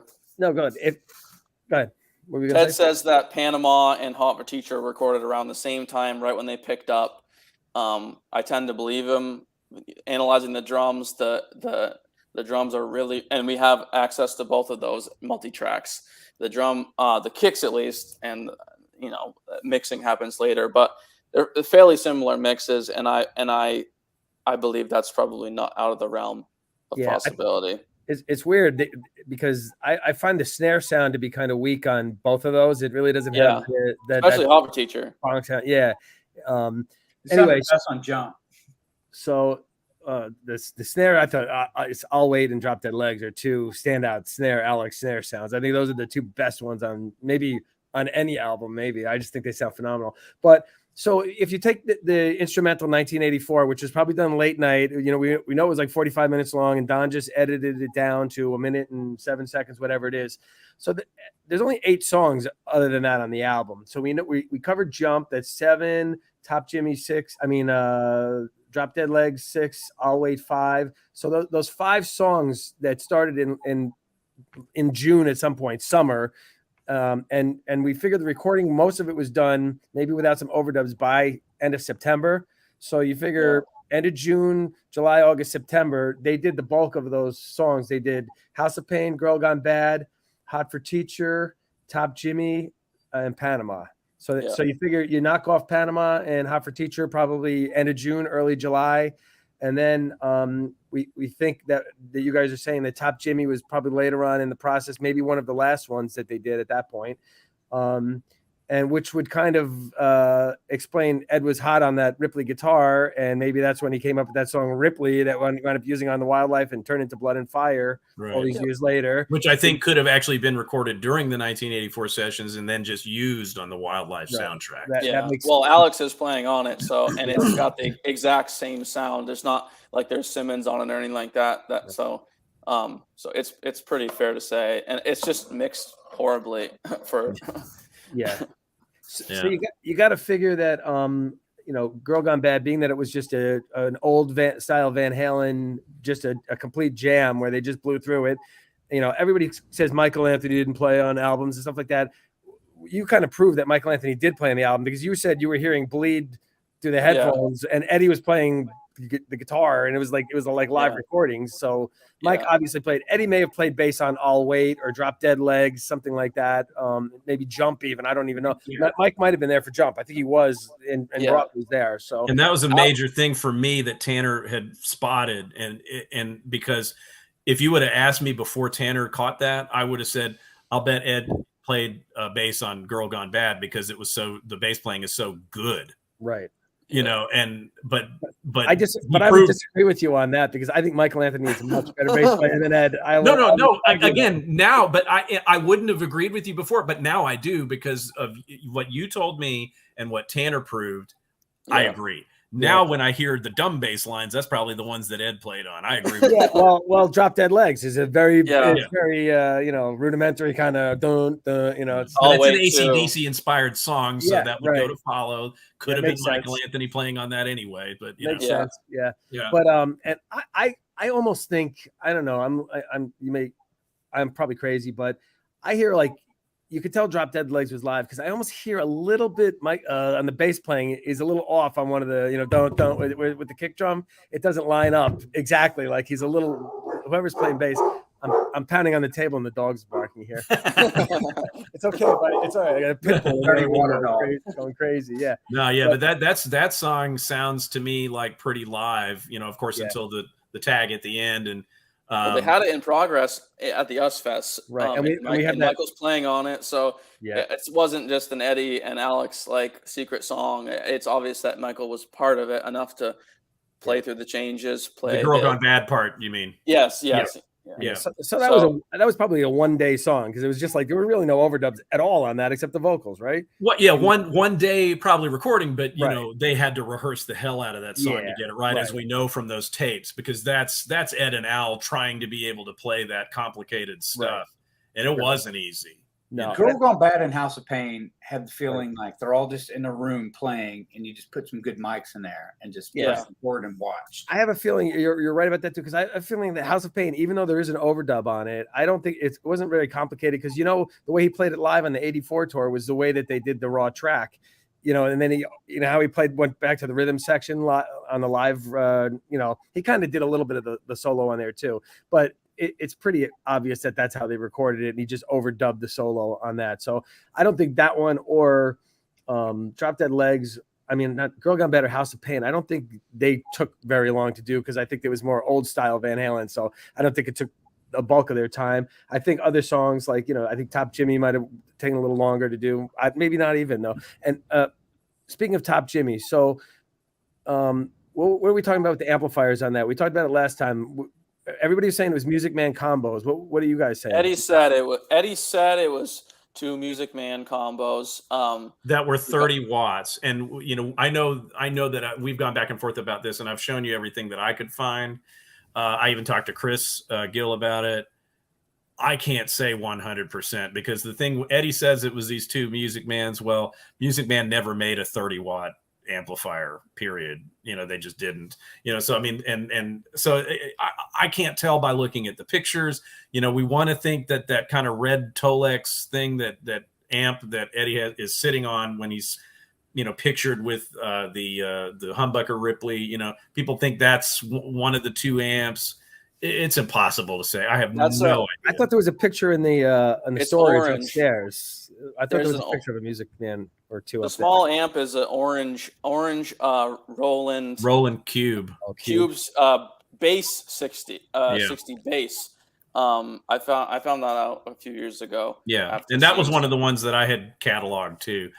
And it could have been. The thing is, even though you can able to get 6 channels on it, he definitely did true stereo, because you can hear ping pong left to right. Yeah, but that much I think we all agree that he did actually record that in the room with 2 amps. Yeah, it wasn't through the board necessarily, although he could have again gone direct and accomplished the same thing. But I think he was anxious to record what the Ripley guitar can do. And so I think we agree that he actually did use 2 amps, but it's just too weird. We don't know exactly which 2 amps they were, and we don't believe. I think I can speak for the other guys. We don't believe it's the Music Man was the one. At least I don't think so, because I can't find an amp that fits the description that Eddie made, having ever been made by Music Man. So he did. He said he used the same Music Man on Finish What You Started. Yeah. So, or one of them, obviously, if he had 2. But yeah, I haven't seen. He said, and that was the funny thing, because and that goes back to Eddie said he used that Music Man on Finish What You Started, but if you go back to the interviews around the time of direct. he claimed he recorded it direct. Exactly. So which is it? Is it direct or is it with the Music Man? You know what I mean? But again, who are we going to trust? I trust Eddie in 1988. I don't trust Eddie in 2015. Yeah, correct. So one thing we may be able to eventually find out about this album is if Michael Anthony recorded through a direct box right into the board, which I kind of have a feeling that's what he did.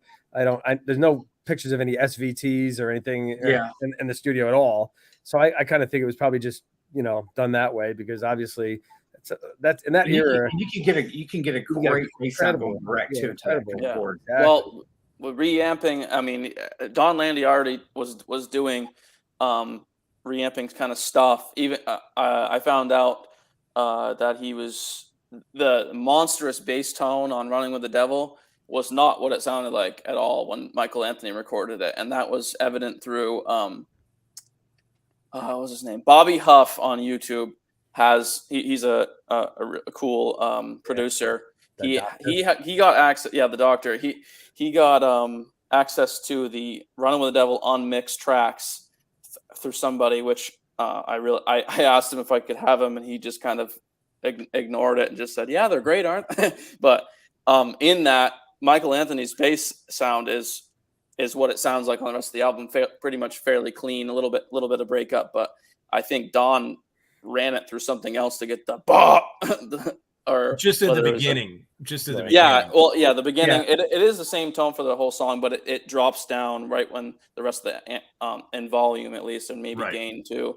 But so Don, had the capabilities to turn a direct sound into a monstrous bass sound, which it really isn't on the '84 album. It's distorted, but it's not. But that's another common thing that goes back to Led Zeppelin, there's a lot of direct recording where they just did overdrive sounds through the board. They overdrove the board so you can get those sounds. So Jimmy Page did that on Black Dog and a bunch of other things. Yeah, if you hit, you hit it like an API or a Neve. You turn that gain up into EQ and you compress the hell out. You can get some great overdriven sounds. But and it was all about separation. They weren't reamping back then. I can assure you that. Yeah. It was all about separation back then, and especially in 5150 being such a primitive studio. The more separation they could get, the better.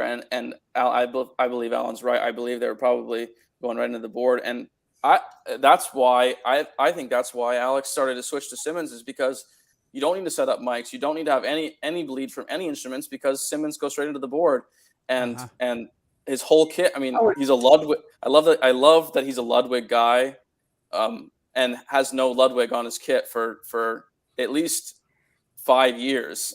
Live is different because he had the fake Ludwigs in front of it, but Simmons, Tama, Peisty, he had no Ludwig in the studio, which is funny. But back to the recording, they all were trying to separate as much as possible, putting Ed Zamp in one corner and putting Alex in the other corner. Good point. And then the big gobos with the glass eventually in those 85 pictures. It's obvious that they were having troubles isolating in such a small room. And Don Landy was a really separated engineer. He really wanted everything, which initially Van Halen was supposed to be kind of an in the room. They wanted it kind of an in the room Led Zeppelin kind of sound, which they tracked with room mics and stuff like that. And I have a feeling it probably sounded like that before Don went back to remix in the so-called secret little weekend that. And I think that's, if you listen to other multi-tracks of Don Landy engineer, it's just everything is so separated. You can't hear any bleed in the snare from any other drums.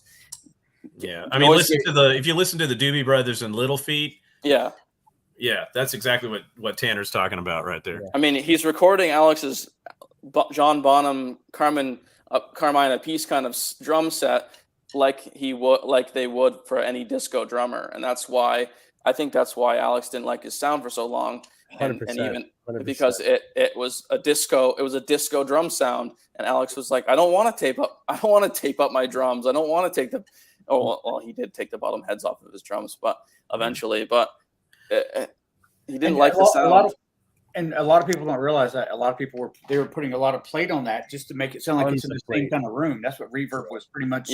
Invented. Well, the chamber, at least on the first 3 records, it's chamber. They didn't have that on the whole mix, and you get everybody to sound like they're in that one room. Yeah. So there was just to be clear, for no plate, it was chamber. And that gets confused a lot too, but and so as we were talking about Top Jimmy, so that we're talking about the main guitar, the alternate tuning on the Ripley guitar itself, right?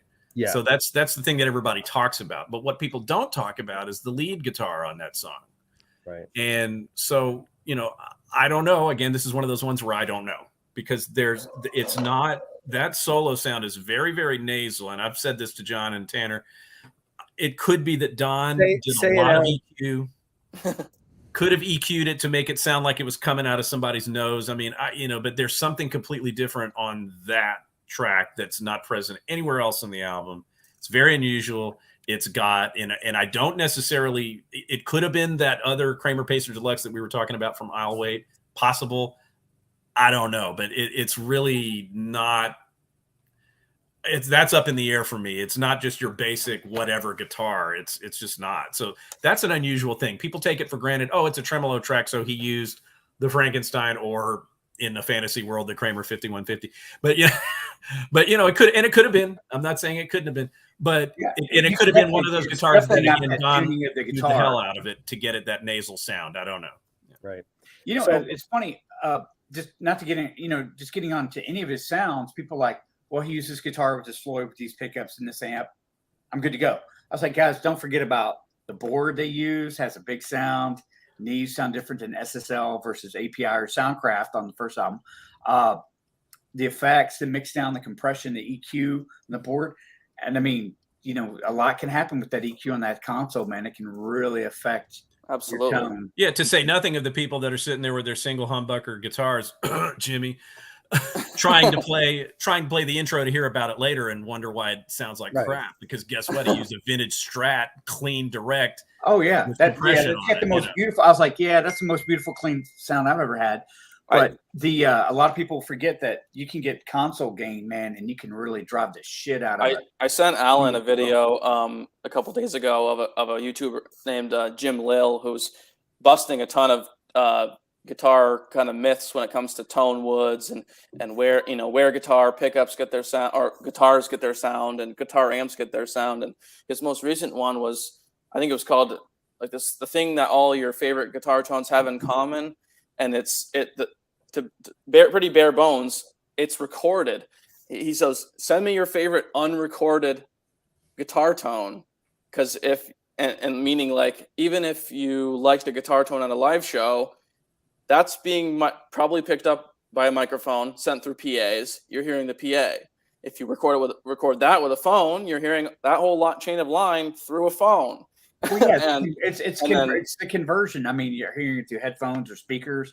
How's the room sound? How's this arena or exactly this city room sound? And but see that one has got a pretty radical. Top Jimmy's solo has a pretty radical nasal tone. So that's just, again, that's definitely one that's up in the air for me. And I'm going to try to, because I'm going to have to get my kids to bed in a little bit. So I'm going to rip through. So I apologize for just ripping through here, guys. So I'm just going to kind of go through the guitars as best as I can and kind of do what I can do. So Panama, for me, in my personal opinion, if there was one track that I could point to that I believe is the Frankenstein, it's Panama. And the reason is it's got a very weird, unusual, there it is. It's got a never again repeated tuning that is just specifically for that one song. Never again repeated in the catalog before or since.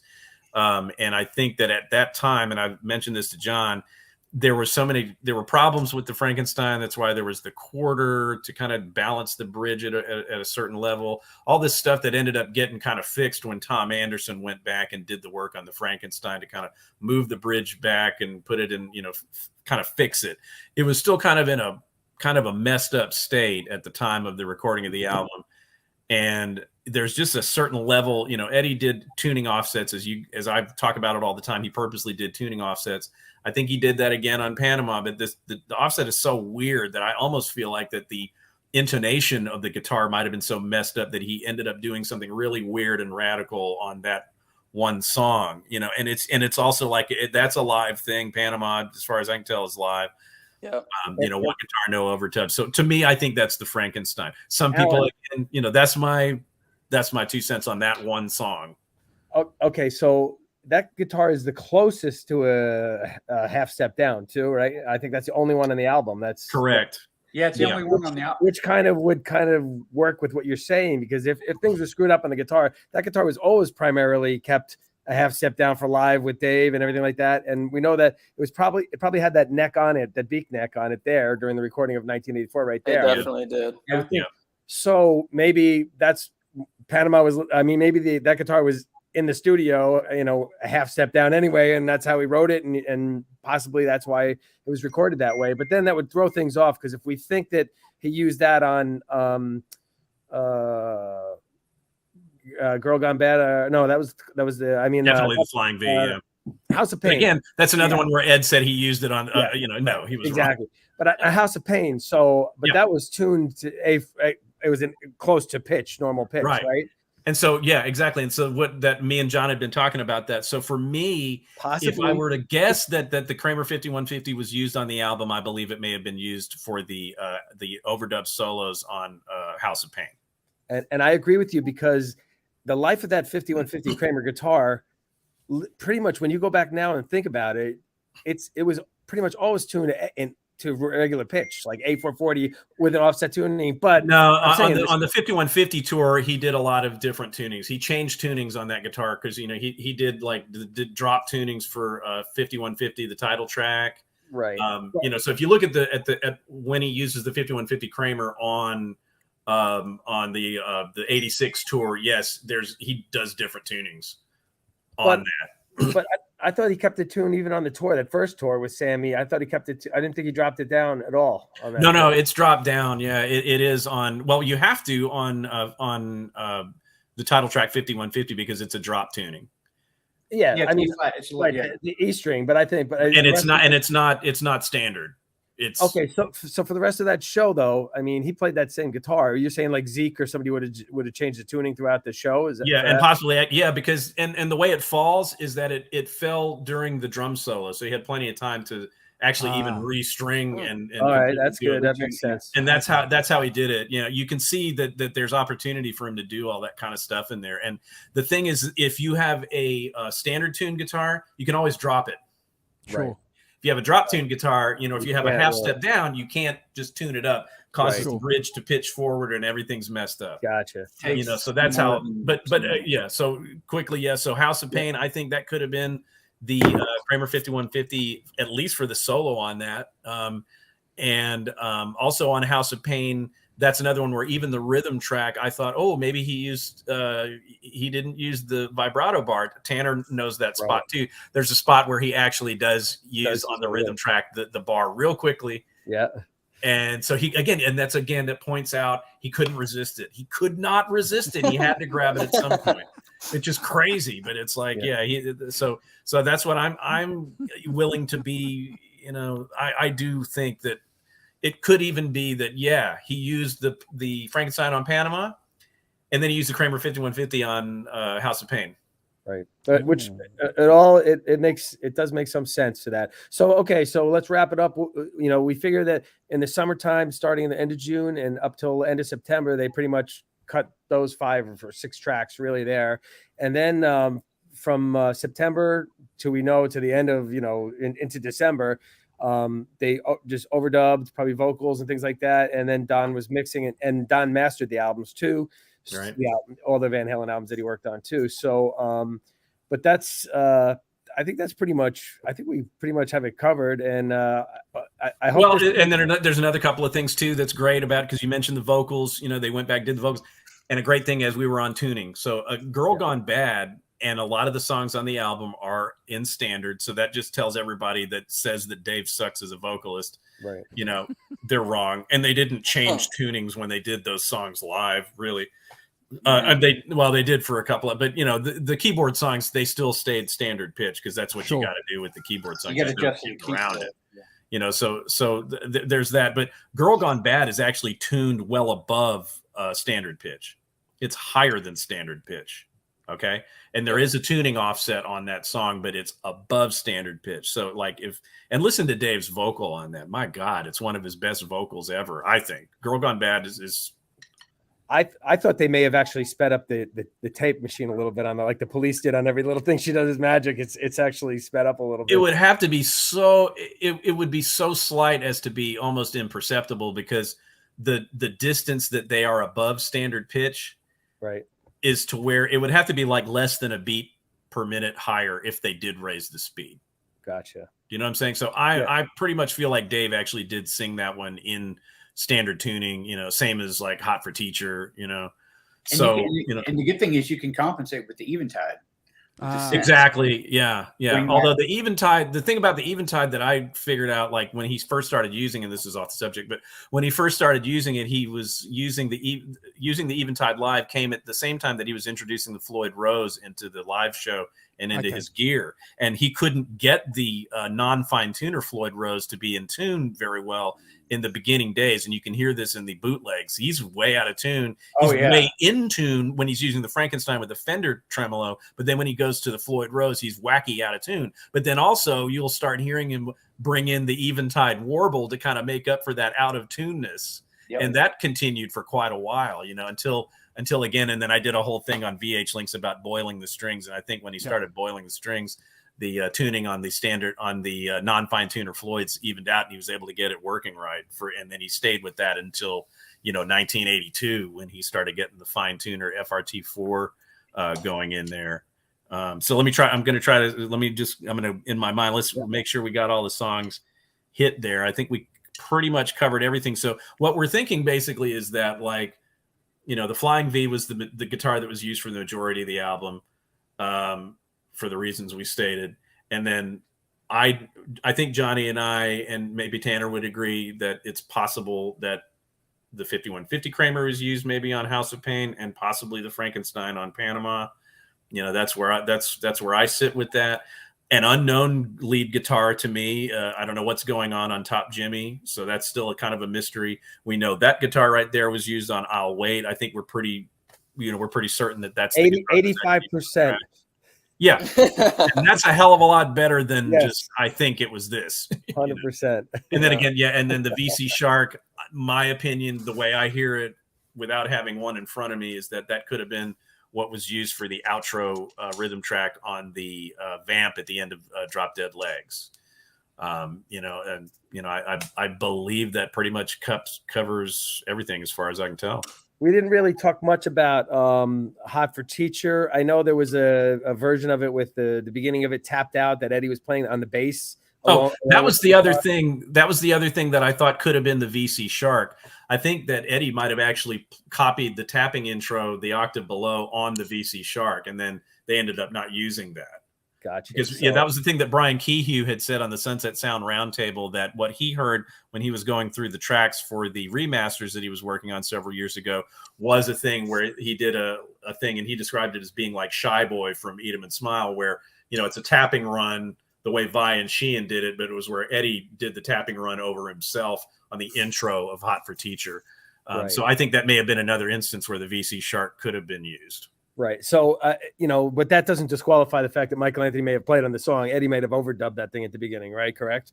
Yeah, that's what I think. Yeah, and we think that too. We're pretty sure that it's Michael Anthony playing the bass on that song, and just that tapped intro that never got released was almost certainly Eddie. You know, I got one last thing for you guys on this. So 16 track. Do you think that they ran out of tracks conceivably and ping pong stuff down onto other tracks, or do you think that they basically used that 16 and kept it nice and clean? Because that album does have pretty good fidelity for what it was. You know, when you think about it, I don't know how many mics were on the drums or anything. You know, I think that 16 that.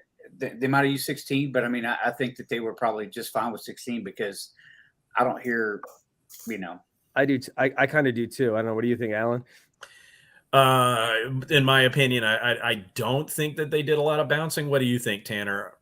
I'm counting up how many mics I think were used in the live situation to see if it would fit on 16 right now. We don't know if he was using one or two on the guitar. I mean, sometimes he used two, but I think a lot of times it was just one mic. I don't know. Yeah, I think by then probably one. I mean, I think in one of the pictures actually you can see a Neumann in front of his cabinet. The pictures of him holding the Ripley next to the orange cabinet, which could have been a microphone for the keyboard track or whatever. But I think, from what I'm counting, I think they probably had enough tracks with some to spare. I don't think Eddie would have had it be a 16 track if he couldn't record at least a kind of primitive live band setup with all the guys singing, doing their stuff. Because you think Dave's got one, Eddie supposed two at the most, if that. Mike, if he went direct, great. If he didn't, one mic, keyboards, drums in a room, that's way under 16.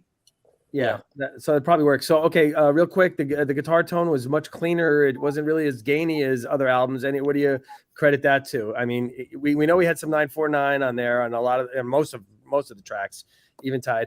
One thing I want to add also before we discuss that is the Oberheim OB8. Believe it or not, it has a detune knob on it, and that is detuned on his songs. It's one day I'll have to get it and show you guys, but it's so cool because if you hit the detune, it's incredible. It's just like he did with the guitar. It makes it sound so huge. And if you keep it straight up, it sounds so lame and thin, believe it or not. So that's another day. But guitar tone on that one. So what do you attribute to Eddie having to me, his best tone on any album, in my opinion, is 1984.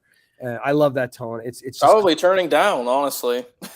Well, his amp, I think the capacitors were starting to go, so it actually sounds cleaner and warmer than, the first album, complete gain. I mean, there's probably other stuff going on too, but by then I think it's starting to wear out. But it just sounded really just warm and just crying. It just sounded there's that, and then the other thing about it is that, as I said, the Flying V was used on almost the entire record, and I know for a fact, from the guy that brokered the sale of the Flying V, because he happens to be a guy I know here in Houston, which is kind of crazy. Wow. But I know for a fact that the solder on those PAFs that are in that and on his 2 bursts were never touched. Wow. So he did, if he took a PAF out of the Les Pauls on Women and Children First or whatever he did with that, he didn't desolder the pickup from the pickup cover. And it's the same thing with the Flying V. So he used the PAFs as they came in the Flying V for that record. And that automatically is going to be different than whatever custom wound horseshit he was using. Because they were probably like 8 ohms, 8.5 ohms. They weren't real over hot pickups. Maximum. That would explain part of that. I imagine he was still using the Variac and stuff like that on that on that album. You'd have to. According to Rudy, So, and that was the other thing. I had transcribed the only interview that Rudy ever did with Stephen Rosen. Stephen gave me the tapes, and I transcribed the whole thing. And I put it out on VH Links for everybody to read. And I've taken some bits and pieces of that and some interesting information in there. But basically the deal was it was still the Baby Marshall in the studio, and they were still using the Variac. They were still using the same cabinets, and they were still they were boiling. And he explained the process of boiling the strings, and so. So all of that just kind of fits into, and it also goes back to Diver Down, because Diver Down was also a really clean, not distorted record, so.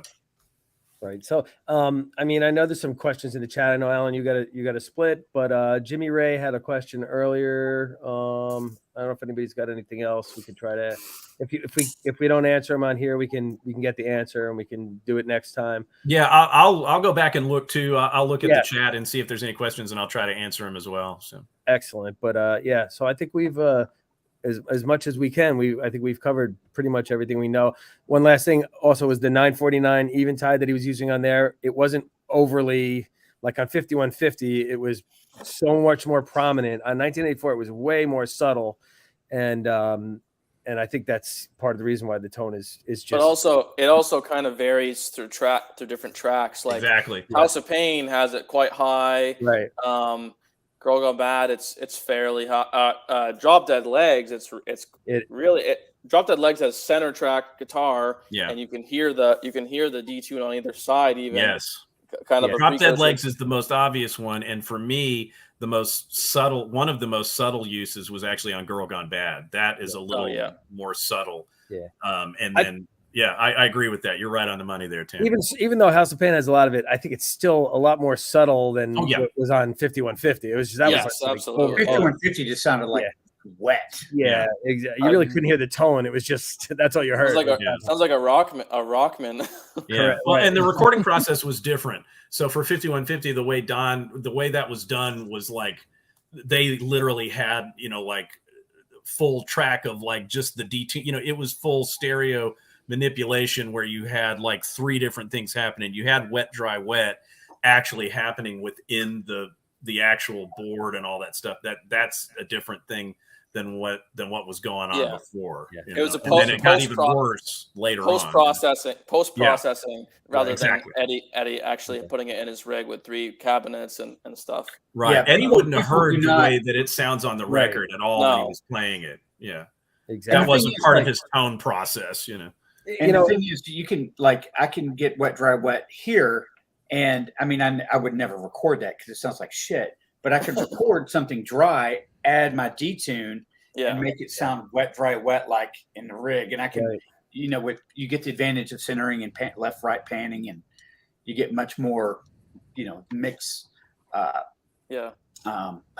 in the post, you can do anything in post. Obviously. Exactly. Well, the harmonizer was used as as a compressor would or whatever. It came later, and Ed's rig in the studio was pretty small at that point. I mean, it was for pretty much all the recordings. Just right, and you see all the Eventide units sitting there in the control room. Yeah, and that's exactly. where Don would have been messing with that, not Eddie.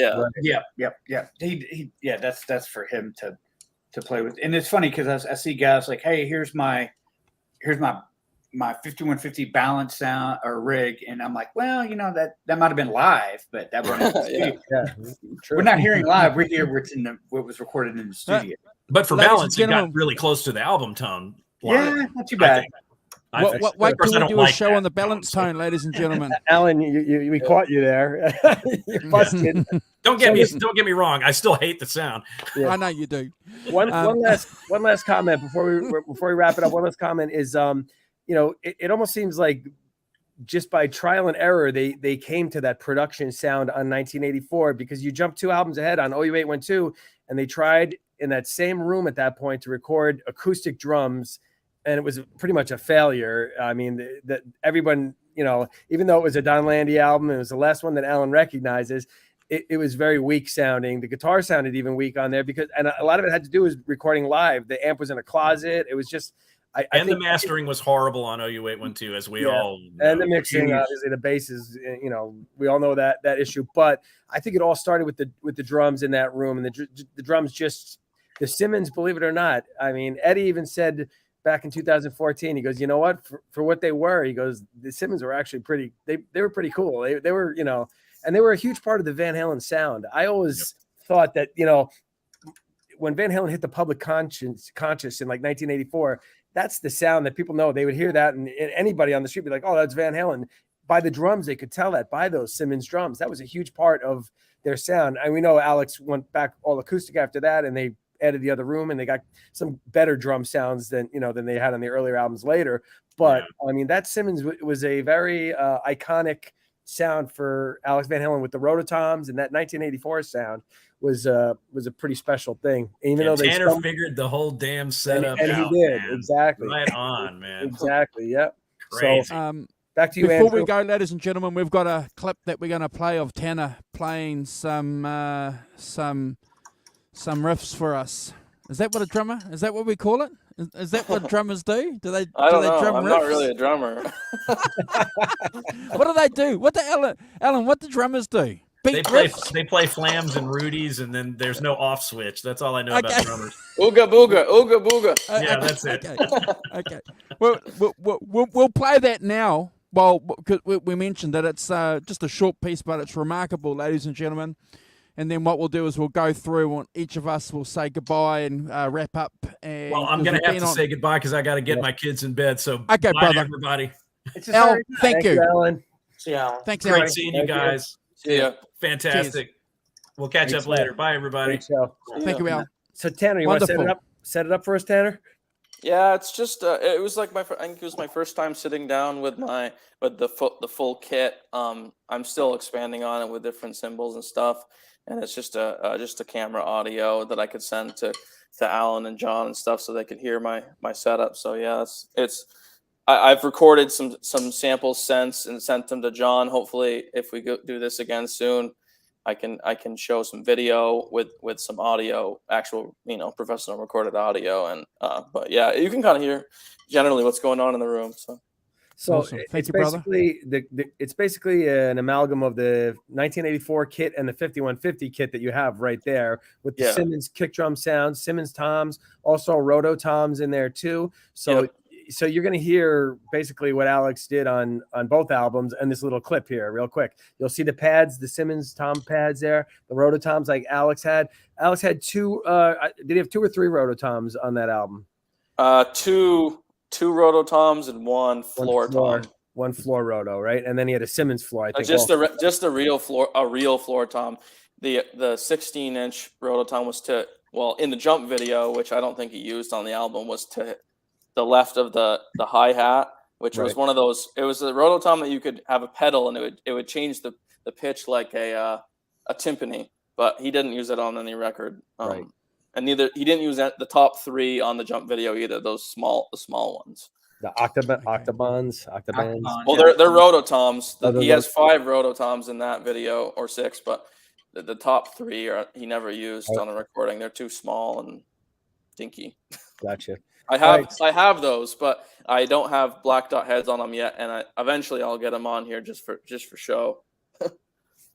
All right, so but you'll get the idea of this is kind of like the 1984 sound and the 5150 when you hear the electronic toms on there too. Yeah, that's what he used on there. But that's it. Go ahead, Andrew. Okay. Roll it. Roll it.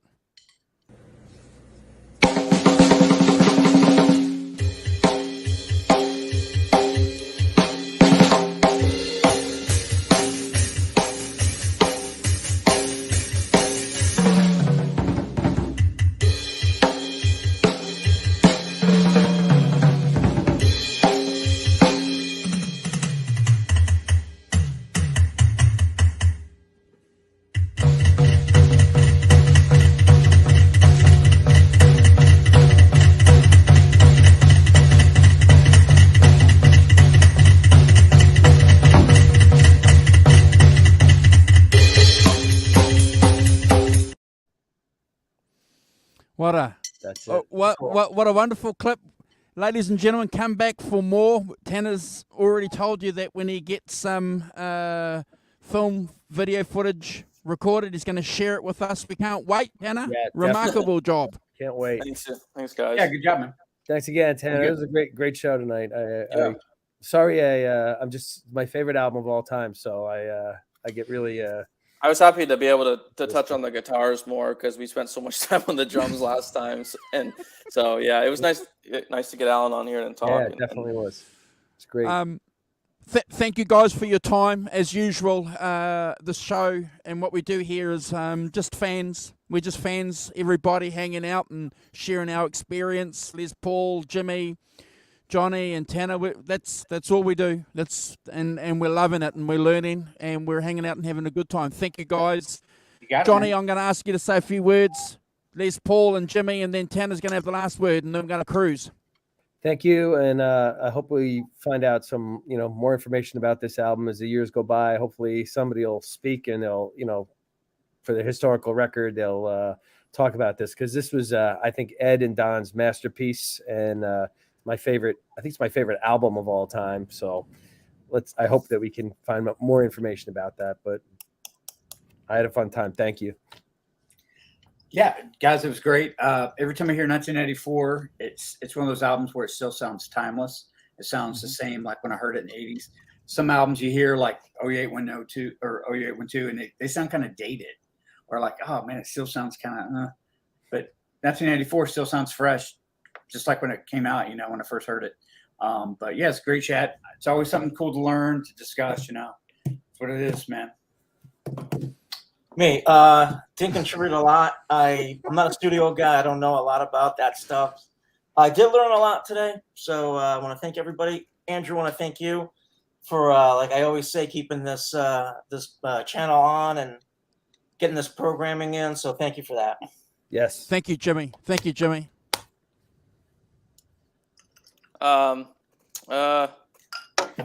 Thanks for having me on. I do this every day if you guys ask me to.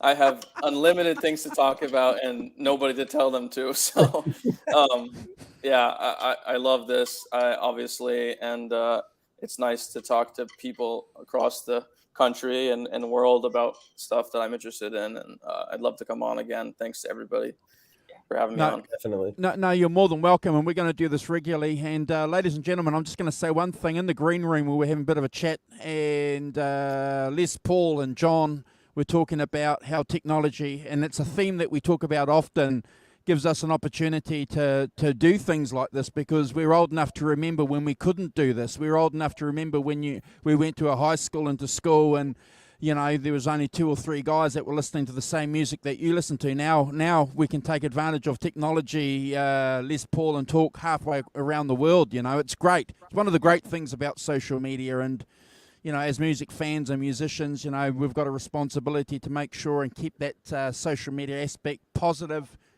We certainly do on this channel. That's what we're about. And I'm going to say it one more time. We're just fans and friends hanging out, and to share a bit of time, a couple of hours with everybody is always a great thing. Thank you, guys. We're out of here. See you. See you.